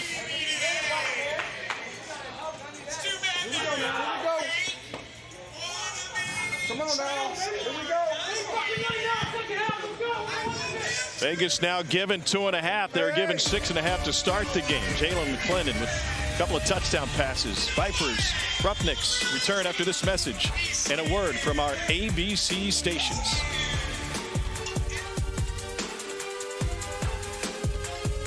From Houston, Texas, the Roughnecks trying to lock it in and lock in home field advantage for the postseason, but they trail by 6. It's Week 9 of the XFL. Let's get a look back at Week 8. What a game in the XFL. Dominate on 3. 1, 2, 3. Dominate. Helicopter. That's going to leave a mark. Scanning, throwing it deep. He's got a man. Triple coverage, back of the end. Oh! Cue up the Sports Center top 10. Unbelievable play. Oh, it's a fake, and it's going to work. Well, the XFL all about access. We take you all access right now. We score every time we touch this field. That's what I'm talking about. Leave me on top. Oh, yeah. Oh, baby. Let's get it. Hey, how do you grade Mike's dance moves? He a dancer, man. I get 10 out of 10. They fans go crazy. It's about to be loud, bro. Some of the best sports fans in America. For the first time this season, we are going to overtime. Both teams will have alternating tries from the 5-yard line. For the win! St. Louis, go crazy! Second overtime in as many days in the XFL. And Houston has clinched a playoff berth. Now you're in the playoff. Passes caught. That'll keep the chains moving. DC's going to the postseason. You say we're in, right? You're in. I can dig it. I can dig it. Week 9 of the XFL continues tonight. It's Orlando and San Antonio. Brahma's the home team. It'll be loud in the Dome tonight. Arlington is in D.C. tomorrow at noon on ESPN. And the weekends with Seattle going into the Dome in St. Louis Sunday, 3 o'clock on ESPN. What a game we've had so far. Tom Hart, Greg McElroy, you got Cole and Katie in the locker rooms. It was so much on the line for this Houston team. Whether it's lack of focus or execution, the mistakes are what given Vegas his lead at the half. Yeah, 2 turnovers turned into 12 points. And then fortunately for them, their defense created a turnover of their own, scoop and score touchdown going the other direction. So when you look at really the first half, it was kind of a comedy of errors. I mean, you had the holding 2 on Vegas at the end of half that wiped 3 points at least off the board. So cleaning it up in the second half has to be the #1 priority for both Wade Phillips and for Rod Woodson on Houston and Vegas' sideline respectively. If you're looking for a little action this game, remember Greg said earlier, Houston's been a great second half team. The greatest point differential in the league in the fourth quarter. The question is, that's what they've done so far. Can they find that today? And conversely, Vegas has really struggled in the second half of football games. They've given up 116 points in the second half. That's the most in the XFL. So one team that struggled in the second half, one team that's excelled in the second half. But based on the first 30 minutes, there's not a whole lot to like from what we've seen Houston offensively. They've been off rhythm in the passing game. They haven't been able to consistently run the football. Receivers and quarterback haven't been on the same page. So it's going to take a complete 180 to flip the performance because it's been dismal to this point. Jalen McClendon's performance performance has been really good. Took advantage of the 2 first-half turnovers to throw a couple of touchdown passes. Remember, this is just his 3rd week as a starter for the Vipers. He's played great, made really good decisions, has gotten the ball out quickly. Remember, you're going against one of the best pass rushes in the XFL in Houston. But when that pass rush gets too aggressive, he's been willing to take it down and run it himself. So he's done a really good job of distributing the football and has made great decisions in the first 30 minutes. So he's going to have to continue to play at a high level and create with his legs if their offense is going to continue to roll. Houston came in as favorites in this one. Now the Roughnecks are getting 2 points according to the live line.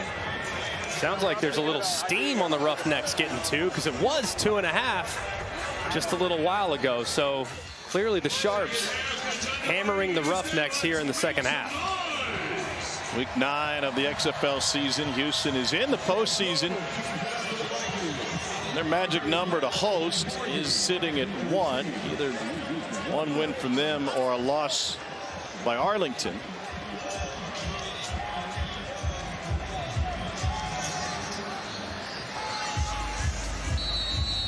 Pretty simple. It's right there for the taking for the Roughnecks, who needed overtime to win at San Antonio last week. Sam Sloman to kick it off. Max Borghi. Nobody can move until he touches it, and he gets it right at the goal line. Borghi looking for a seam.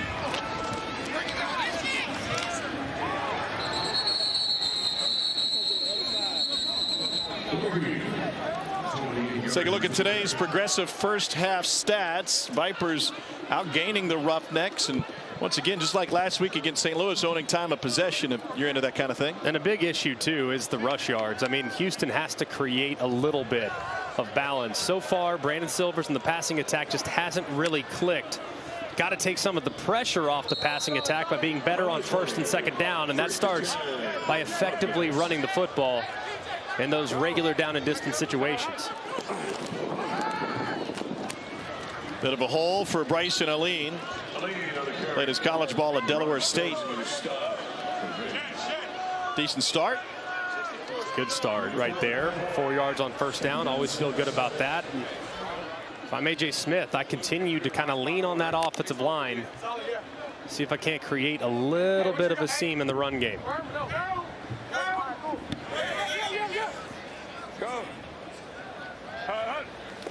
Pressure from the edge. Picked up. Silver took a shot to the face. That'll bring a 15-yard flag. There's Maurice Smith coming in on the Personal blitz. Foul. Face mask. Defense number 26. 15-yard penalty from the previous spot. Automatic first down. It was pretty clear as Maurice Smith was engaged. Reached out, grabbed that face mask, and the official called it immediately. Silvers actually tried to adjust his helmet as he was looking for running room. Just a mistake there from Vegas's defense. Orbit, well, on, ready? Remember to swing.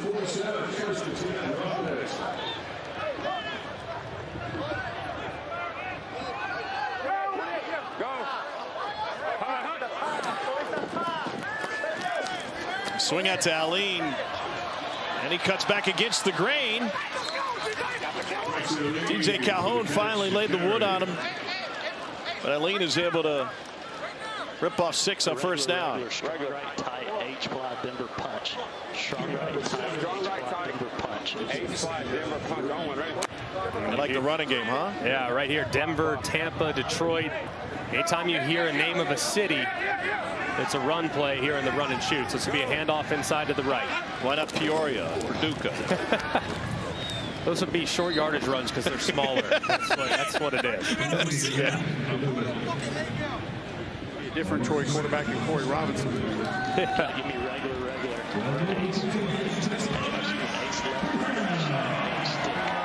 Ace left, red F, swing, Ace left, red F, swing, 8 stick on one, ready?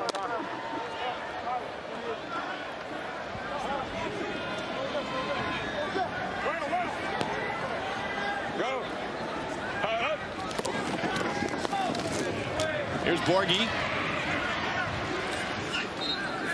He loses yardage on first down. Maurice Smith there to make the play. This Vegas coaching staff, Chris Dishman and Rod Woodson on the defensive side, really like what Smith has brought to their organization for coming back from injury. And he's got a chance to get a real good look at the next level. Yeah, he's played in a lot of big games at both Alabama and at Georgia. So he knows what the expectation is, and that was a great open field tackle behind the line of scrimmage. Pressure. Got out of it. And Silvers slides down after a nice run. That's going to set up third and intermediate. Let's go.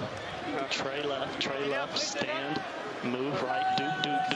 And it's Trey right, excuse me. Trey right, stand. F move right, blue juke, wide prop. Blue juke, You prop right, get to the first down. Be looking for the corners, outside release. Justin, here we go. 11 seconds in them. Talking to Justin Smith, number 10. Absolutely has to outside release. Near side receiver. Silvers has that covered. Fires the other side. And that's good for a first down to Garrett Owens. All right, here we go. Here we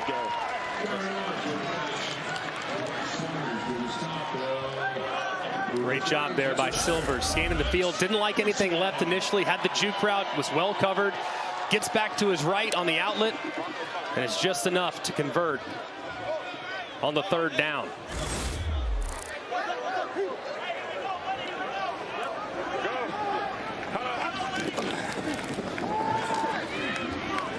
Huge stop straight ahead by LaRon Stokes out of Oklahoma. Here we go. Ace right, Y on tight, gray, Y slow. Ace right, Y on tight, gray, Y slow. Y on tight. Z scoot in, you got the corner. Backside Texas. Is it Gray? Gray, Y slow. Gray, Y slow. On, ready? Yeah. Gray, Y slow. So you hear red and you hear blue a lot. Gray is a little bit of a mix. Gray, for them, is a little bit of a seven-man protection, meaning the tight end at the line of the scrimmage, he's got to initiate by blocking first. Smith came in blitzing again, and Owens has just a 1-yard gain.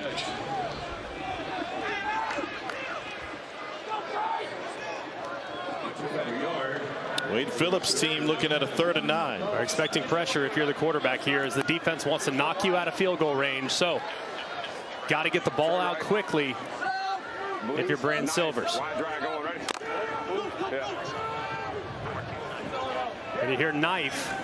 That means you're going to get a dagger route to the outside. So you're going to try to cut the defense vertically, and then you're going to wrap it right around right there. That's why it's knife, dagger, anything that cuts. That's what you got. Brian Adams down the sideline and intercepted. Throw behind him, and Keelan Kennedy's got his second takeaway of this game.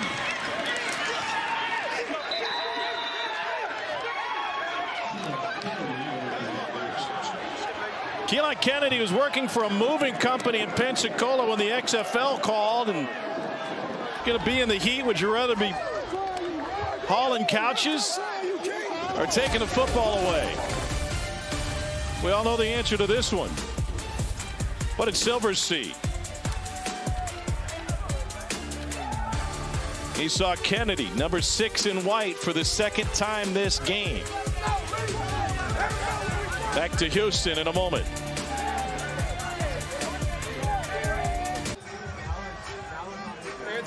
Key second pick of the game and a have-to-have-it moment. How was this one different than the first?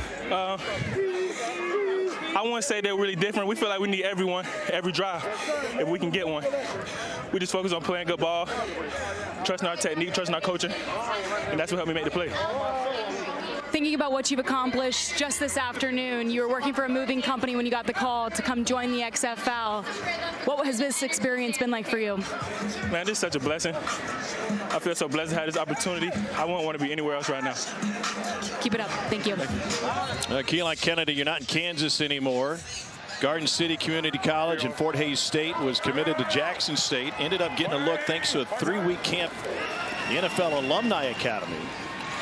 And it has led to a breakout game here with 2 interceptions, and now Ellerby with the big stop. Those are the first 2 picks of the season for Kennedy. A great play on the last one as well. Just kept the eyes inside, continued to run vertical with the receiver, knowing there was no threat to the outside and short. And he makes a good play on the football, but it's really up to Houston's defense. They're really the only thing that's keeping them in this game because the offense has been stagnant for most of the afternoon. Vipers averaging better than 5 yards a play to the perimeter and taken away by Houston. Defense comes through and J.N.A. Harris.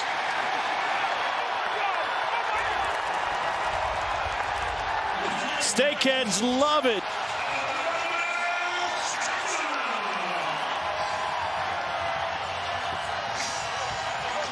Take a bow. Harris took it away from Martavis Bryant. Got kids losing their shirt in the stands. It's a party in H-Town. How about it right here? I mean, just a great play by J.N.A. Harris, just continuing to fight. You see him engaged with Bryant, and he strips it with his right hand, tucks it, and finds pay dirt as the offensive coordinator. A.J. Smith, he's going to have to buy Brian Stewart dinner after the performance that this defense has given them up to this point. Both Houston scores have come on takeaways. And now the Roughnecks looking for their first lead of the game. And they got it!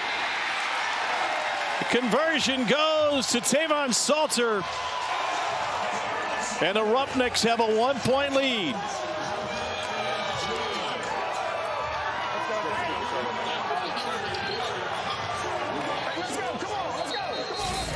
And just good execution here. Quick throw to the inside with some momentum as they're able to squeak across the line for the conversion as Salter plays big and finds his way for the conversion as we go down to Cole.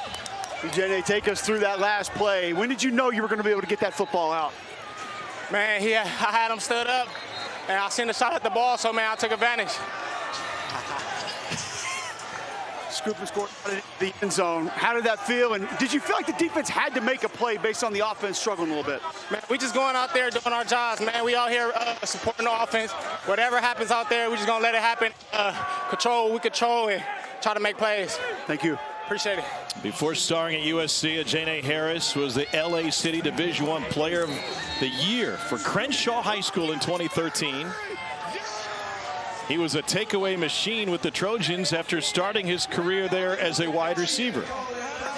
That was a great play right there. As you could hear him, he had him stood up. The ball was kind of out wide to the left by Bryant. He steals it from him and does a front flip into the end zone. Here's Sweeting. Took off from the 7. And taken down at the 26-yard line. Round 1 of the NFL Draft beginning April 27th in Kansas City. 8 o'clock Eastern on ESPN and ABC. All 3 days will air on both ABC and ESPN. The great thing about the XFL is the calendar. I mean, obviously, Dwayne Johnson, Danny Garcia, Redbird, they've all emphasized the importance of the opportunities the players are going to have beyond this league. So to wrap up the regular season next week, a week prior to the NFL Draft, really gives these guys a great chance to potentially latch onto a roster. So it's another step taken by the XFL that makes this league second to none.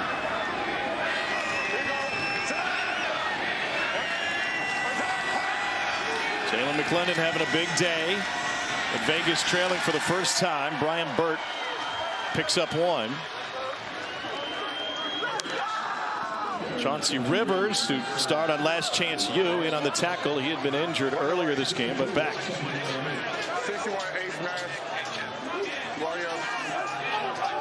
Live line to Caesars. Vegas now getting 3.5 points.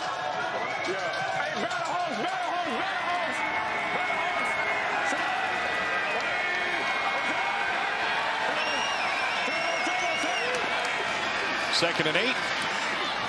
McClendon on time. That's Jeff Badette. Played at both Kentucky and then Oklahoma.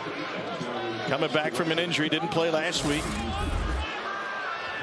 Nice timing on this throw. Good patience by Badette. Kind of slows a little hesitation out route, knowing there's a defender out in the flat that you have to avoid. doesn't run in to the contact. As you can see, came out of the gates on fire and has slipped just a little bit in production the last few weeks, trying to get back involved here in the passing game. 6th in the league in yards, tied for 2nd in receiving touchdowns, despite missing the last week and a half. Linebacker coming. And they get to him. McClendon taken down. Houston came in with 29 sacks in the season to lead the league. And Emmanuel Ellerbe, who played right up the street at Rice, is in on the sack for the Roughnecks. And you're going to see on the right-hand side that weak side linebacker, number 52, Ellerbe. When he blitzes and the back picks him up, that frees up Beckett, who can come right around the edge to time it up. That's who arrives initially. Then Ellerbe recovers to bring down McClendon. That was a good job of overloading the protection and dropping the dynamic quarterback as he was trying to find some space. 2nd and 13. Pressure again, and they live it in the backfield now. Brian Bird swallowed up by a host of Roughnecks, including Tavante Beckett and William Likely.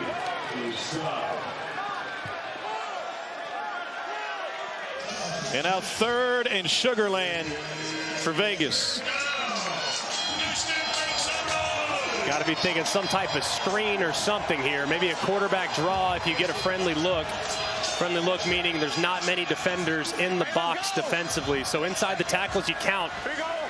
There's not many guys there. I might go with the quarterback draw right here. Lennon to the screen. Badette dropped it. And momentum residing on the Houston sideline now. It's amazing when we talked at halftime the importance of just cleaning things up. As you can see the pressure being applied. They have a screen called underneath. They have some blockers, but nothing there as Badette drops it after a pretty accurate throw. One that should have been caught by Badette.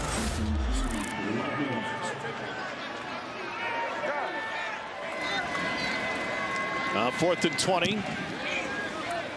They punt it away. Travell Harris from the 26.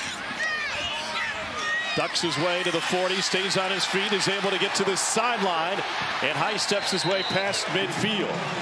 Houston's got momentum. First to takeaway, the scoop and score, and now big special teams play. Roughnecks lead by 1. We return after this message and a word from our ABC stations.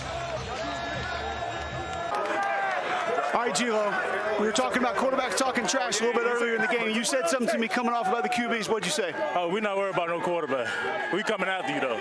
That's it. You know it? Hey, we the police. I mean, we out here regular. You don't even look like you're sweating. Hey, man. We the best dude on the league. Yeah, hey, we the police. We run everything out here.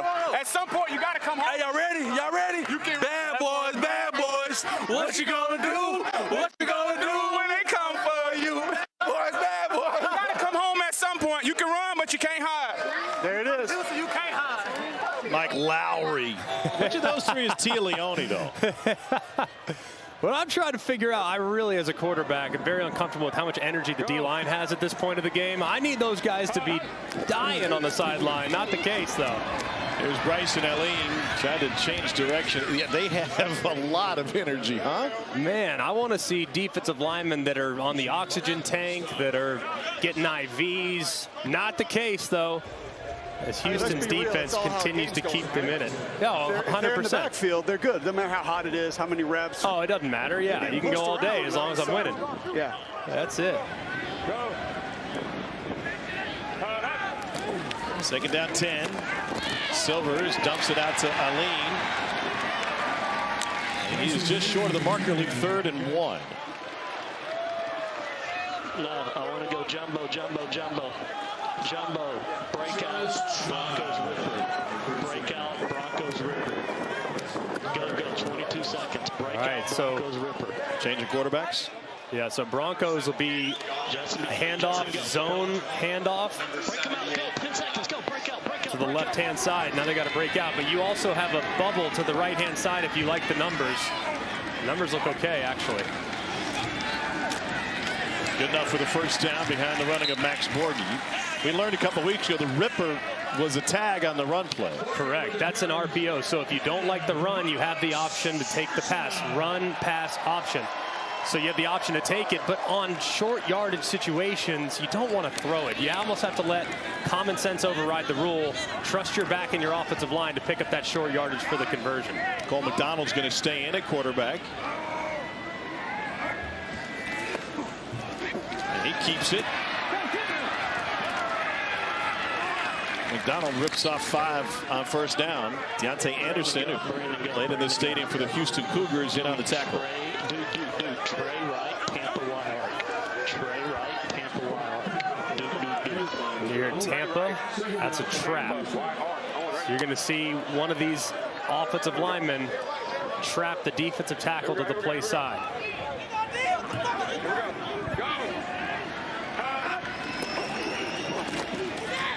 And ran right by him, and Borghi bounces to the outside. And Houston is taking control of this game on a long run of 22 yards by Max Borghi. We talked at halftime. It's going to be so important with the passing game struggling. There's the trap as you see number 70, Yarbrough, kick out the end man of the line of scrimmage. Borghi goes right in behind him for a nice game. But we talked at halftime, you have to get the run game going. If the passing game is stagnant, you got to find some offense on the ground, and they've done that early here in the second half. They have neutralized number 0 for Vegas, Peter Talamoa-Penu, who came in as second best sack guy in the league. He just hasn't been able to impact this game. And so much of Houston's offensive plan is really designed to limit his impact. Making sure a tight end is over him, making sure a back will hit him on the way out of the backfield. So Peter Talamoa-Penu is still affecting the game, even though he doesn't have the numbers. Ripped over the middle, and that is caught for a first down at the 1-yard line by Travell Harris. Probably the best throw of the day so far from Brandon Silvers. That's a really tight window. It's good coverage there in the red zone. He's able to squeeze it in and allow his receiver to go down and make a play for it. Still get Houston on the live line, minus 5.5.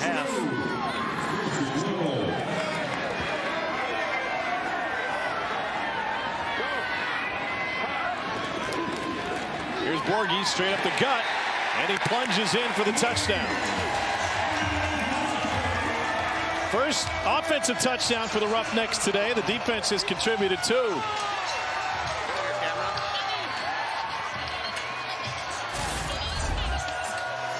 Very nice job here by Houston's offensive line. Good job at the point of attack. You saw number 21, Garrett Owens, come across the formation and kick out backside. And Borghi knows exactly how far he's got to go to get it. To get the 6. Interesting, they're going for 2 here. You got some action at the top. Not sure what was going on there, but it looked like a Vipers player hit somebody. That's Maurice Smith and Adam Sparks, who... I think it's 26, not 28. One on each team. Smith, number 26. Giving him a personal foul for giving him the business there. Yeah, just gonna offset. Okay. Personal foul. Defense. Personal foul. Offense. The penalty's offset. The try will be attempted from the 5-yard line. Dante Burnett in the middle of it. And you can see at top of the screen right here in the bunch formation. Got some action there. Little chatter. Things escalate a little bit, but a good job by the officials, man. Just call it on both sides, move on.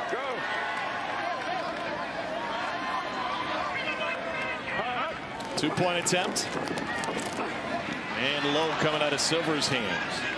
The lead is 7. Katie George, what do you got?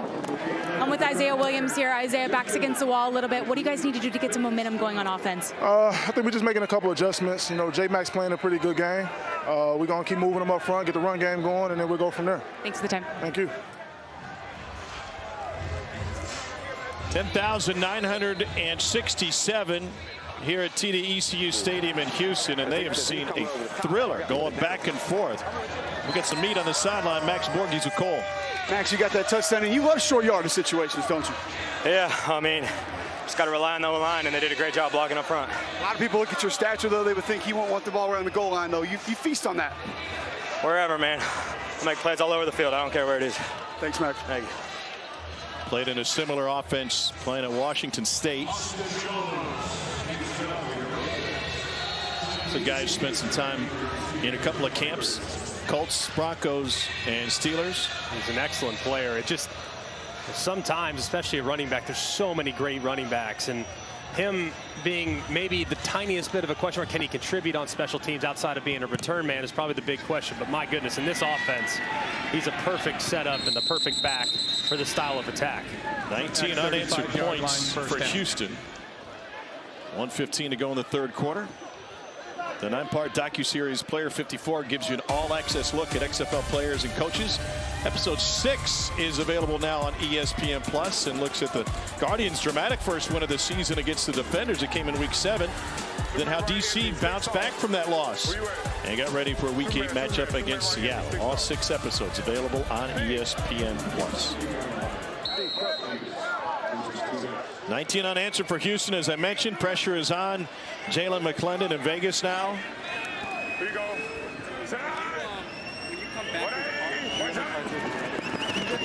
McClendon gets rid of it, and it goes for a first down to Sinkyu Sweeting, excuse me.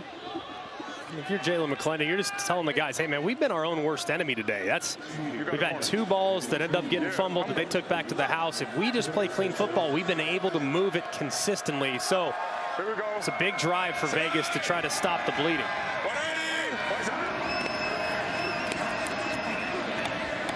To the edge, and this is Geronimo Allison, and they're moving the ball again. Greg, live line right now, you could get Vegas plus 6.5. Do you take it? I would take it. I mean, they've been the more consistent team today. Now, Houston has all the momentum, but knowing how this thing is probably going to go down to the wire, I think getting just inside of a touchdown feels favorable. The total would be what I would be looking at right now. Sitting at 42.5 on the live line, 44 is where it opened.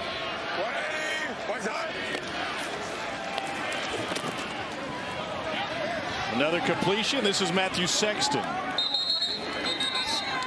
On the value buy, you can get Vegas at plus 400 if you think the 6.5 is good. Going to win the whole darn thing. Vegas led for most of 2.5 quarters. And now they trail by 7 as we head to the fourth quarter. Vipers Roughnecks returns after this message and a word from our ABC stations. Houston can take care of business. Wade Phillips can have his team playing at home in the postseason with a win this afternoon, or an Arlington loss this weekend. Houston 5-0 against the division. Haven't won a game against North Division foes, which is where Vegas resides. Week 9 of 10, and only 2 teams have been eliminated from postseason possibilities to this point. Now it's 2nd and 3. McClendon chased down the pocket, and he goes down. Another sack for Houston. C.J. Brewer. Bad boys coming after him.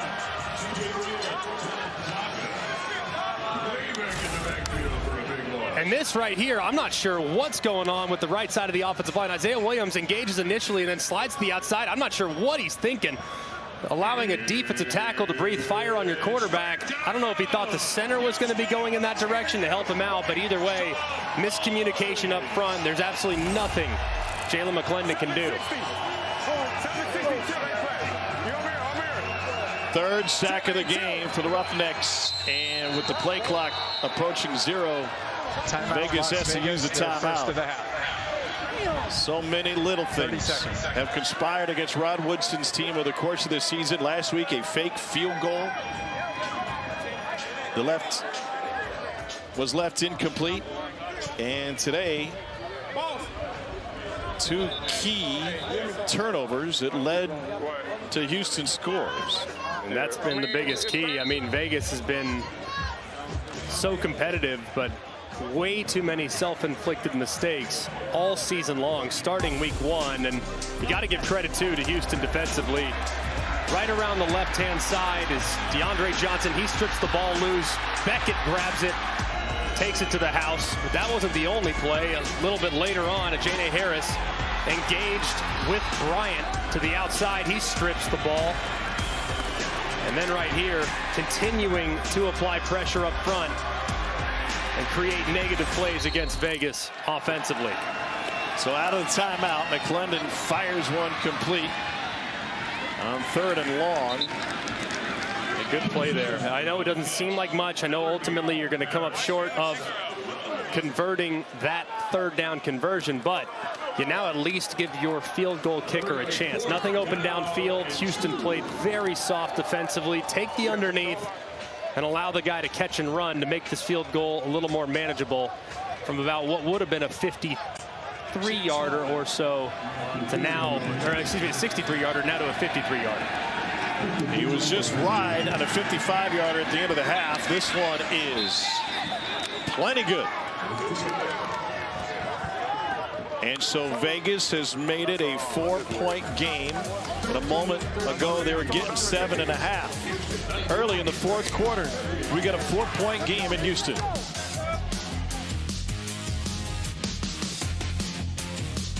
Jamar, obviously there's some frustrations on the defensive side right now. You're a veteran that people listen to on this side.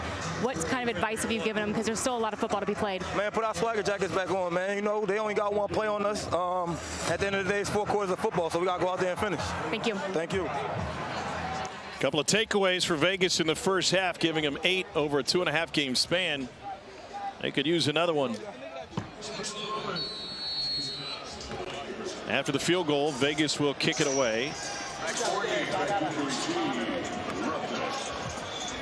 Max Borghi back to receive. This kick from Sam Sloman. Just drilled one from 52 yards. Can't move until it's touched. 5 yards apart. Coverage team and the receiving team. And Borghi chased all the way to the sideline, and that will go out of bounds. And a massive touchback, which will bring it all the way out and give Houston fantastic field position here. Special teams rules encouraging returns. Free kick out of bounds. The ball will be spotted 15 yards from the spot of the kick. It's 1st and 10. To think about starting field position on the opponent's side of the 50 is just crazy, man. I mean, obviously such a huge penalty right there. Just one that absolutely cannot happen if you're Vegas and you're trying to climb out of this hole. Houston today, 7 points on offense and 2 turnovers, but 2 fumble returns for touchdowns thanks to the defense. Offense has come alive a little bit, though, in the second half. Just 4 run plays in the first half, 10 already just in the 3rd quarter. It's Bryson Alene this time. 1 yard gain. Okay, give me this. Give me this. A.J. Smith, the OC.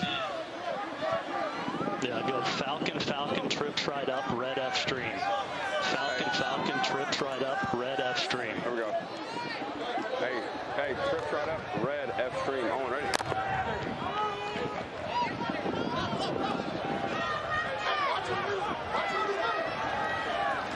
Go. Watch the crack. Pressure coming. They got to Silvers and forced an errant pass. Deontay Anderson, former Houston Cougar, in addition to playing at Ole Miss. And he's unblocked off the left-hand side. He looks like he's covering the slot. Instead, he decides to blitz at the last minute. The offensive line isn't responsible for that guy with the edge presence. And he drops Silvers for a big hit. As a quarterback, how do you see that? You have to be able to anticipate it and understand, hey, man, if anything comes outside the left tackle, he's mine. Got to be looking at it and get rid of it quickly. They drop 8 this time. Silvers going deep over the middle into coverage and incomplete. Cedric Byrd, the intended receiver, he was surrounded by 3 white jerseys. And it's got to be a killer for the Houston Roughnecks. You get great field position, the plus 45-yard line, and you go 3 and out and only gain 2 yards in the process. It was well executed defensively by Vegas, bringing that pressure on second down to get them behind the sticks. But, man, what a missed opportunity for the Roughnecks. Ray Sporter to punt it away. The Houston team started the season 4-0. They're just 1-3 in the second half of their season. That one checks up, and it's going to be a long field for Vegas. 11:32 to go in the fourth quarter. Vegas down 4. Week 9 of the XFL rolls on tonight. Primetime ESPN2. Orlando is in San Antonio to take on Hines Ward's Brahmas. And the best team in the league, DC, is home against Arlington tomorrow at noon on ESPN. And Cause the Law in the Lou. Battlehawks in the Dome. And a must-win against Seattle, 3 o'clock on ESPN to close out your XFL weekend. And tell you what, that game Sunday afternoon, I mean, you could make a case it's the biggest game of the season up to this point in the XFL. Winner likely in the North Championship. Loser likely out of the playoffs, and those are definitely 2 of the 3 best teams in the league. Not on the same page with Vedette. The blitz was coming.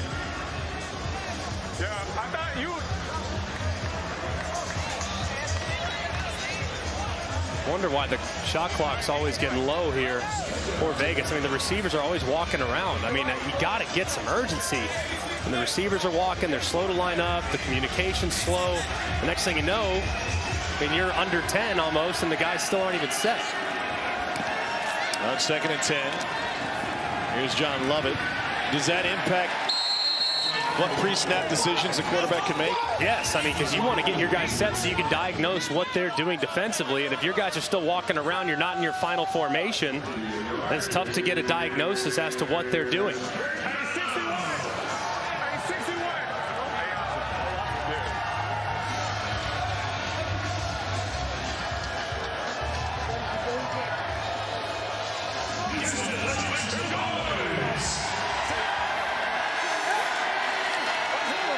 Third and 9. Incomplete. Just a hair off. Trying to find Sweeting. It was the right place to go with the football. As McClendon released it, he thought Sweeting was going to just stop right on a dime, but Sweeting starts coming back towards the line of scrimmage. It's well anticipated, and it would have been a completion had they been on the same page. Just slightly off target results in a punt for the Vipers. Empty possession for Vegas. Not much time ran off, though. 4th punt of the game. Harris will have a chance. This is from the 36. Bends it to the far side. Skips to midfield. And once again, the Roughnecks are going to have good field position. Houston is the site. The Roughnecks hoping to be home for the postseason to take care of Rod Woodson's team to get there. Vipers Roughnecks returns after this message and a word from our ABC stations. 9:34 left in Houston, and injuries becoming an issue for the Vipers. I got no bodies left on special teams. I'm down to everybody's hurt. I know what I'm saying, so I'm going to let them kick it out and do what we have to do. You know what I mean? Charlie Eager, the special teams coach, sharing with Rod Woodson where they are from a personnel standpoint.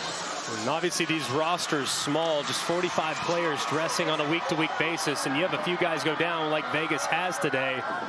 They are crazy thin, especially in the third phase, being the special teams units.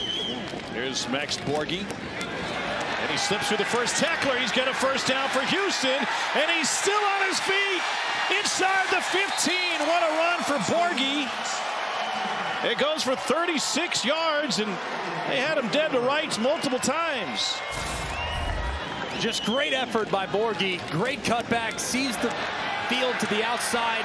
Cuts back to his right. Runs through a couple of would-be tacklers until he's finally dropped inside the 15-yard line. Just a tremendous individual effort there by Borghi. Replaced in the backfield by Bryson Allen now. Houston can put the stamp on this one. Allen leaps, and he's in! Roughnecks have extended their lead. 25 unanswered.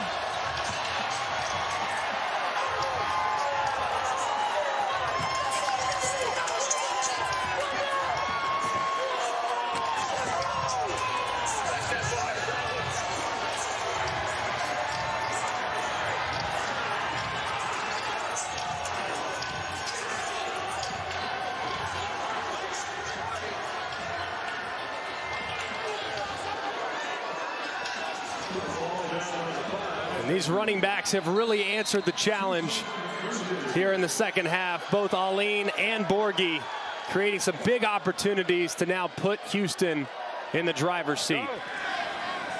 What a finish by Bryson Aline, and now the point after. And it's a one hopper to the end zone. Bryson Aline played his college ball at Delaware State. It's a little direct snap. He grabs it from out in front, and he's off to the races. And how about the leap there into the end zone as A.J. Smith, the offensive coordinator, loving what he sees there up in the booth. They've on the board now twice in the second half via the run game.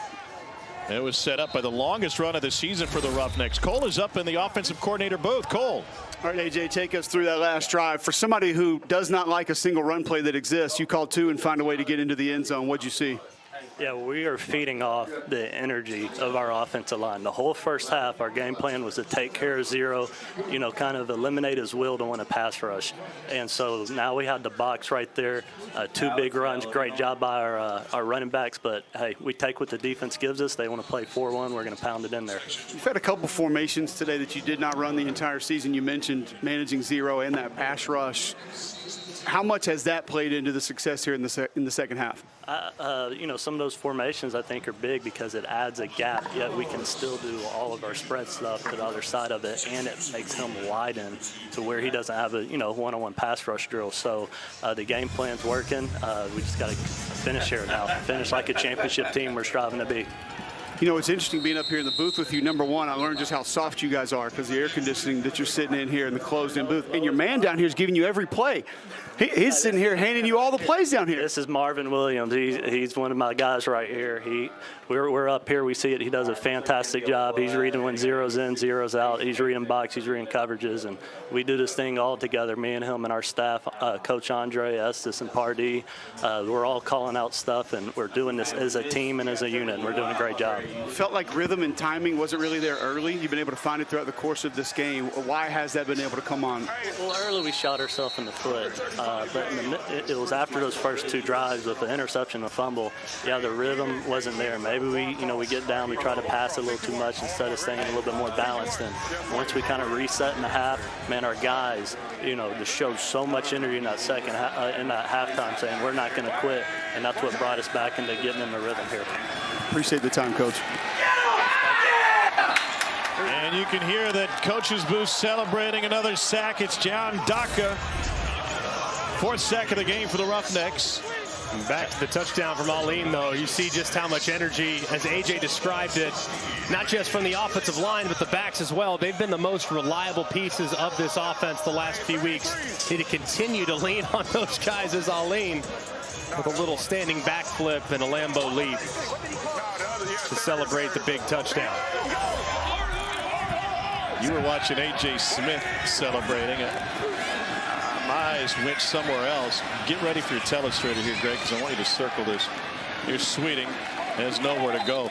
Cole was in the booth getting ready for the interview. There you go, Cole. Little FaceTime. What is going on in there? Did he not like it? Did you like it? What was going on there, Cole? I don't know. He's probably on the elevator right now. See, let's all be honest with each other. That's right. Yeah. Vegas 0 for its last 6 on third down after starting the game 4 for 5. And that'll get him back on track to Sexton. How do you, if you've been sacked, if you've been struggling on third down as a quarterback, how do you find that rhythm once it's lost? Because everything up to this point doesn't matter. And it's not the easiest thing, but as a quarterback, You have to have the shortest memory of anyone on the field. Now, corner would probably be second. Left tackle might be third, but you cannot allow previous plays to affect the upcoming play. So what you've done in the last several third downs shouldn't matter. They jumped. And he's going to go deep with a free play. And that's batted down. That's why quarterbacks make good golfers, right? Doesn't matter if you... That, and it's kind of a similar motion, I guess. Rotational athletes is what we call them. May have a flag on pass interference.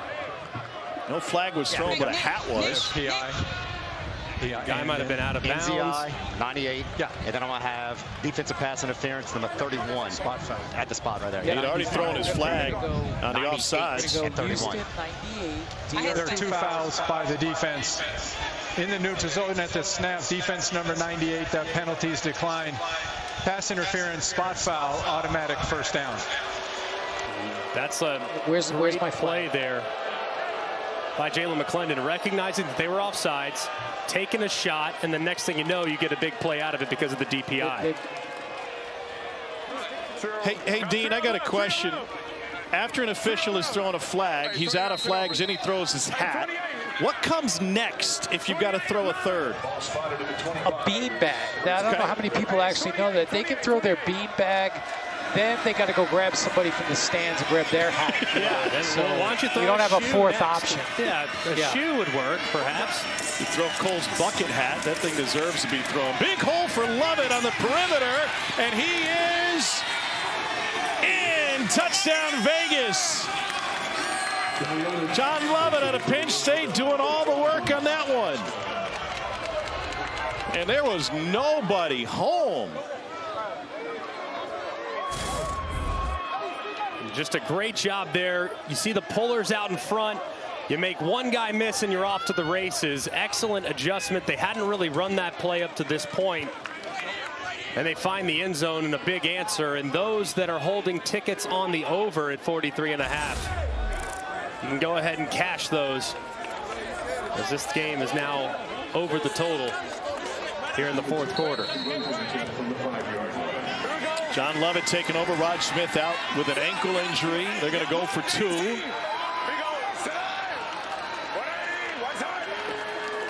Pressure coming. McClendon. Back corner, and it is taken away.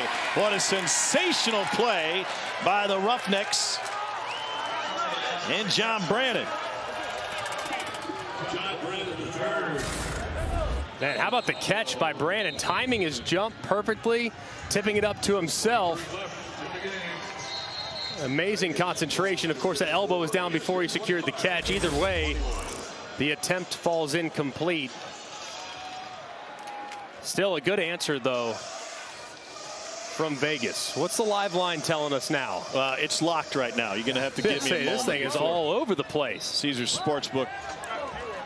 I'm going to say loads. I think it's Houston minus 3.5. That's the guess. Okay. Houston was given 6.5 before the game. How about Houston minus 4.5? Essentially with 6:23 to plays. Vegas going to get another score. They're plus 450 on the money line right now.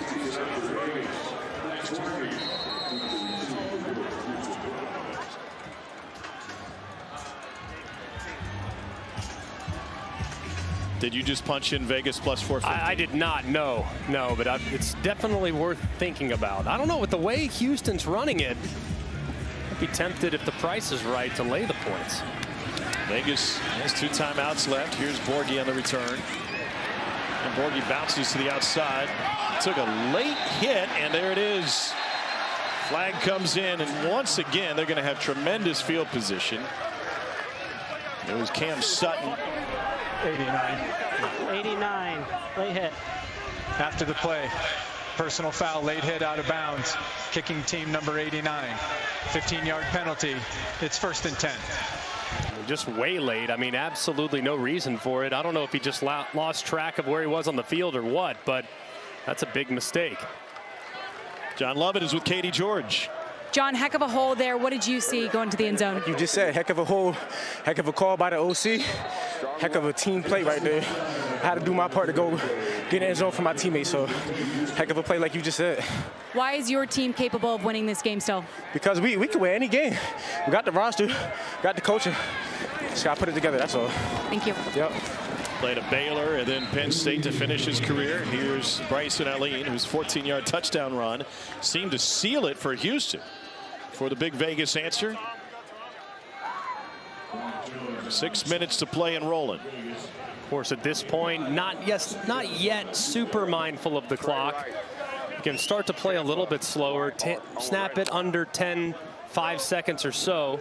You still want to kind of stay aggressive. Your offense is in rhythm. You've been moving the ball well on the ground. You don't want to psych yourself out by going too slow and not pushing the pace. Allen again, man, he is giving him a burst, and he picks up a first down. And with the Calhoun the stop. And with the defense on their heels, man, I mean, you would be thinking, hey, probably going to be looking at a 4-minute drill situation. Don't need to be in a huge hurry, but man, you see the hands on the hips for the Vegas defenders along the defensive front. I mean, they are clearly gassed. You already heard earlier Rod Woodson talking to some of his coaching staff saying, man, we're beat up, we're thin, we don't have enough bodies to even fill out full special teams rosters. So got to think it's going to be tough for them to get off the field right here. Paul McDonald keeps it. Strong left, regular, strong left, Denver insert. Strong left, Denver insert. Rolex. You hear Rolex, that's referencing Ayo and Teo. Protect the ball. Is referencing playing a little bit slower. You don't want to say clock, you don't want to say slow, but Rolex makes you think of a watch, makes you think of the clock, and it's really nice. You're going to celebrate with a win and buy yourself a Rolex. Here's Borghi, and he sweeps his way up the middle. Picks up a first down.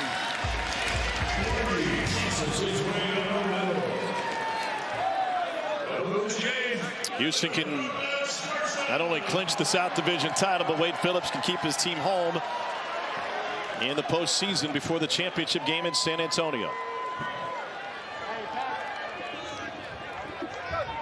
H-5, Broncos punch. Here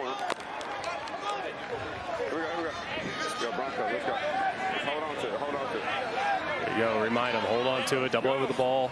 One thing that gets him back in the game right here is a fumble. Borghi took a lick. Maurice Smith delivered it, and we got a flag after. Gonna get a late hit on Maurice Smith, or might get leading with the crown of the helmet on a. So after the play, at the end of the play. Go slow here. What do we got here? We have a dead ball personal foul by 0 of the defense stomping on the player that was on the ground. Tamoa Penu. And stop down. No, there's no stop. He's just walking. No, okay, there is no foul on the play. There is no foul on the play. It's second down. I love the fact. Listen, coach, he got to be careful. He cannot stomp down on him. He stepped over him. Dean said he didn't touch him when he stomped down. So how do you know he meant to do that on purpose? How do you know that's a perception penalty? That's a perception. When you ain't never played ball. That's a perception penalty. That's a perception penalty. I love the fact that Dean Blandino can correct it with no time lost. Absolutely. So quick, so efficient. Wish it would be adopted at all levels of ball. On 2nd and 9, Allen had his helmet ripped off. Now that'll bring multiple flags. Personal foul. Face mask, defense number 90. Half the distance to the goal, automatic first down. Jashim Martin. As you can see on the right side of the screen, Martin with that left arm grabbing the helmet, ripping it right off of Allen. It's fortunate that without a helmet he doesn't get hit harder. Glad he's all right. First and goal, 3 minutes to play. Gonna lean on that run game.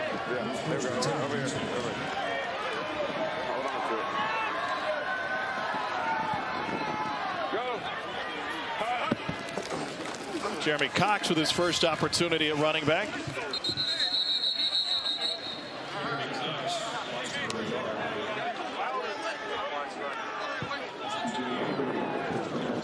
One more play before the 2-minute warning.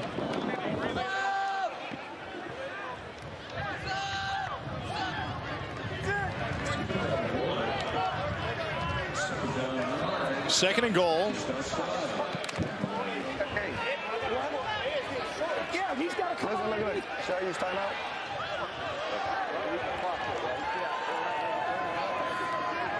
I think it's Denver. And they'll run it again. I'll take him to the 2-minute warning.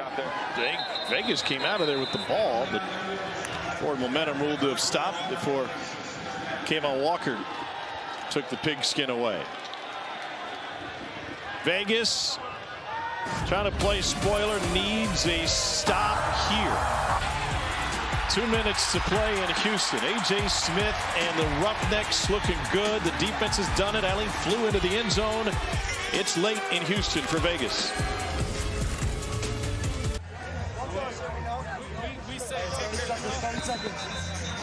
Here's looking at the standings. DC and Houston will both be in the postseason, but they're trying to clinch home fields for both the North and South Division playoffs, respectively.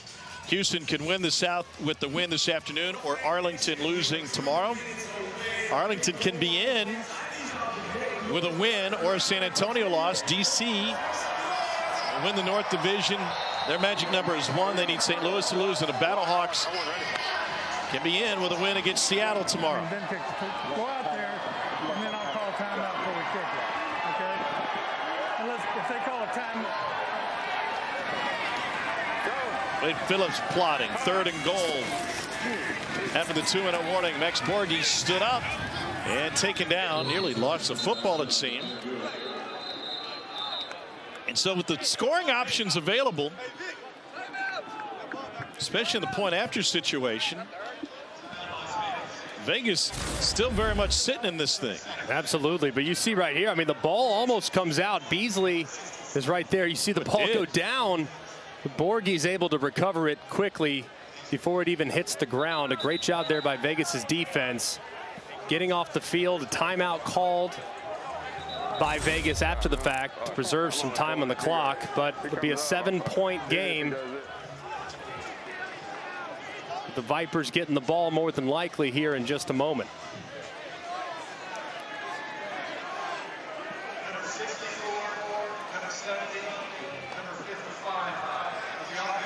Austin Jones just joined this team 2 weeks ago. He is 5 of 6 on the season. Started his career at Temple, tore ACL on a kickoff coverage. Ended up being the starting kicker for Nick Saban in Alabama.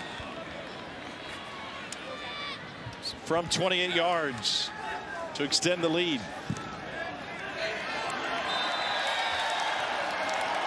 And he punches it through.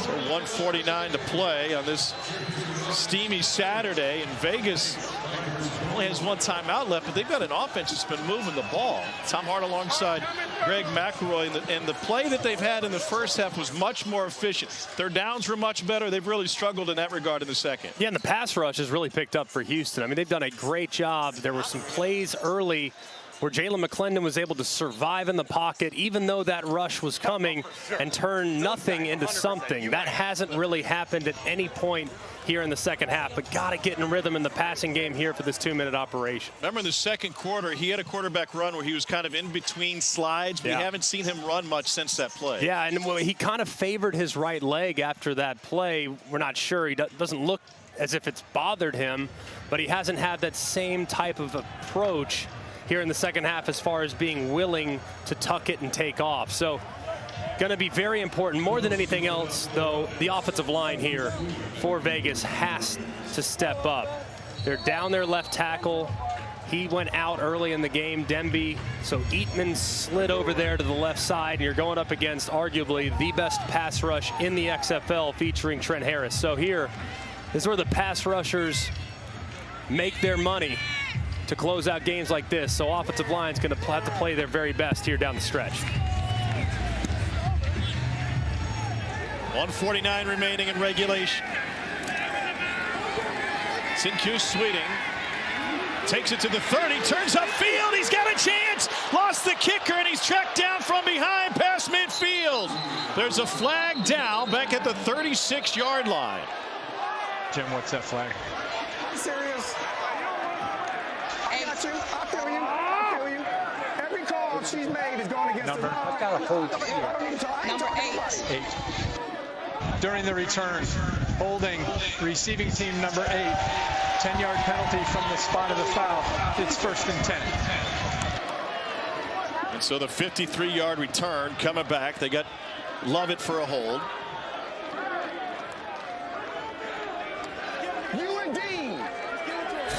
Rod Woodson could challenge this if he thinks it was a bad call. He's got a challenge available to challenge anything. Yeah, he can. On the left side of the screen right here, you see Lovett. And it doesn't look like a hold unless it happened a little earlier. You see that left hand. It does look like he's grabbing the jersey just a touch. If I'm Rod Woodson, I'd challenge it. What do you have to lose outside of the timeout? And at this point, with the clock stopping after every first down, I mean, you can live knowing that you need a touchdown more than anything else. So 1:39 to play. Jalen McClendon forced out, goes back against the grain, and that is called a catch for Badette, and that's a first down. He's got his hands underneath it. 130. A great catch there by Badette. I mean, full layout to secure that ball before it hits the ground. Right, so one play and just about back to all that yardage they lost. 4-man rush. On time to the outside. And Geronimo Allison picks up the first down. Vegas is driving here. 1:12 to play. Needs to be a little more urgency amongst the Vegas wide receivers. These guys are still taking too long to get lined up, and you're in a 2-minute operation. 50, 50.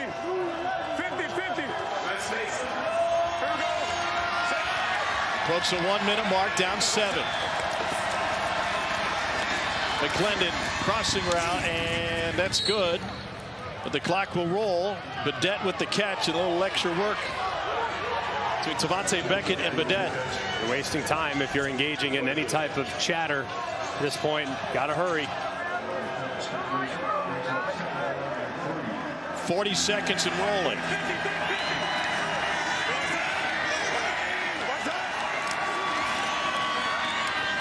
Here's Badette again. Another Vegas first down. 30 seconds left. Emmanuel Ellerby the stop. You got to get to the line quickly, call a play immediately. Clock stops, so you don't need to clock it or anything. Not at this point. But they're changing formation. I mean, they're wasting so much time. They got to call timeout. I mean, they've wasted 15 seconds. And finally, the timeout. I mean, Rod Woodson's got to be beside himself. Final timeout of the half. 30 seconds. Come on, stop. Come here. A lot of frustration on the Vegas sideline. And that's really bad. Ray. You can't be changing formation, changing all this stuff when you're in a 2-minute drill and the clock's rolling. I mean, they're trying to go from formation strong left to formation strong right. You just can't do that. Just stick with it, right? Stick with it.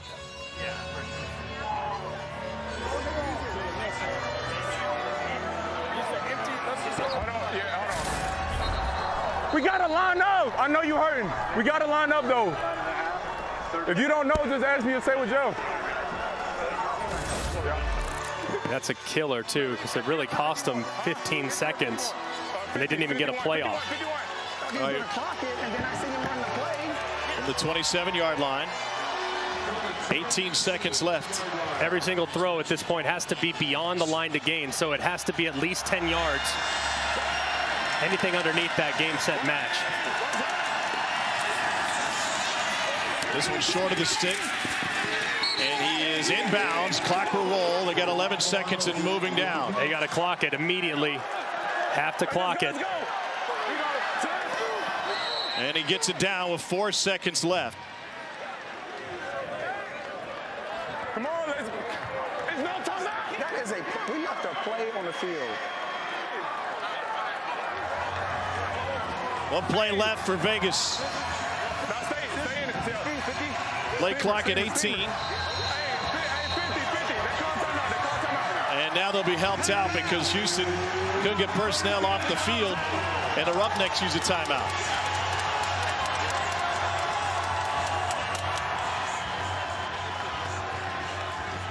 Roughnecks, with a win, will be home for the South Division Championship in 2 weeks. Hey, be quiet, listen. Hey, come here, everybody, come here. Hey, they're going to bring pressure. All right, they're going to bring pressure. So you want to shake post? Yeah, to what's the name side though? Yeah. Smash, I guess right out. Nah, go flood the outside. Go flood the outside. Yeah, out of 3 receivers. Outside receivers. Let's go. We gotta go. Y'all good? Yeah, corner post. Just run to the next week. 4 seconds left in regulation. You got to be prepared for pressure.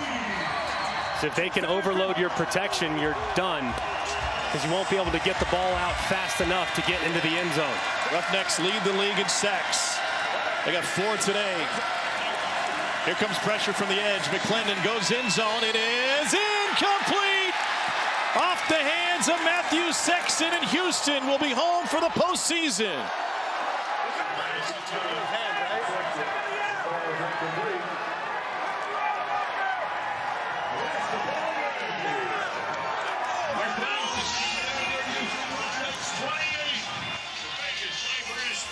The margin is so thin. And they got a great look. They get a good opportunity. It's going to be tight. There's going to be a collision. The ball's just a touch high. And they're not able to bring it in as Sexton has a chance at it, but it's well covered and defended. As McClendon knows that ball just a touch off target, which led to the incompletion. Vegas had this thing in their hands in the first half. What a second half for Houston. 2 defensive scores, and the offense got on track. They're South Division champs, and they'll play here at home on April 29th with a berth in the XFL championship game on the line. Their opponent for that game still to be determined.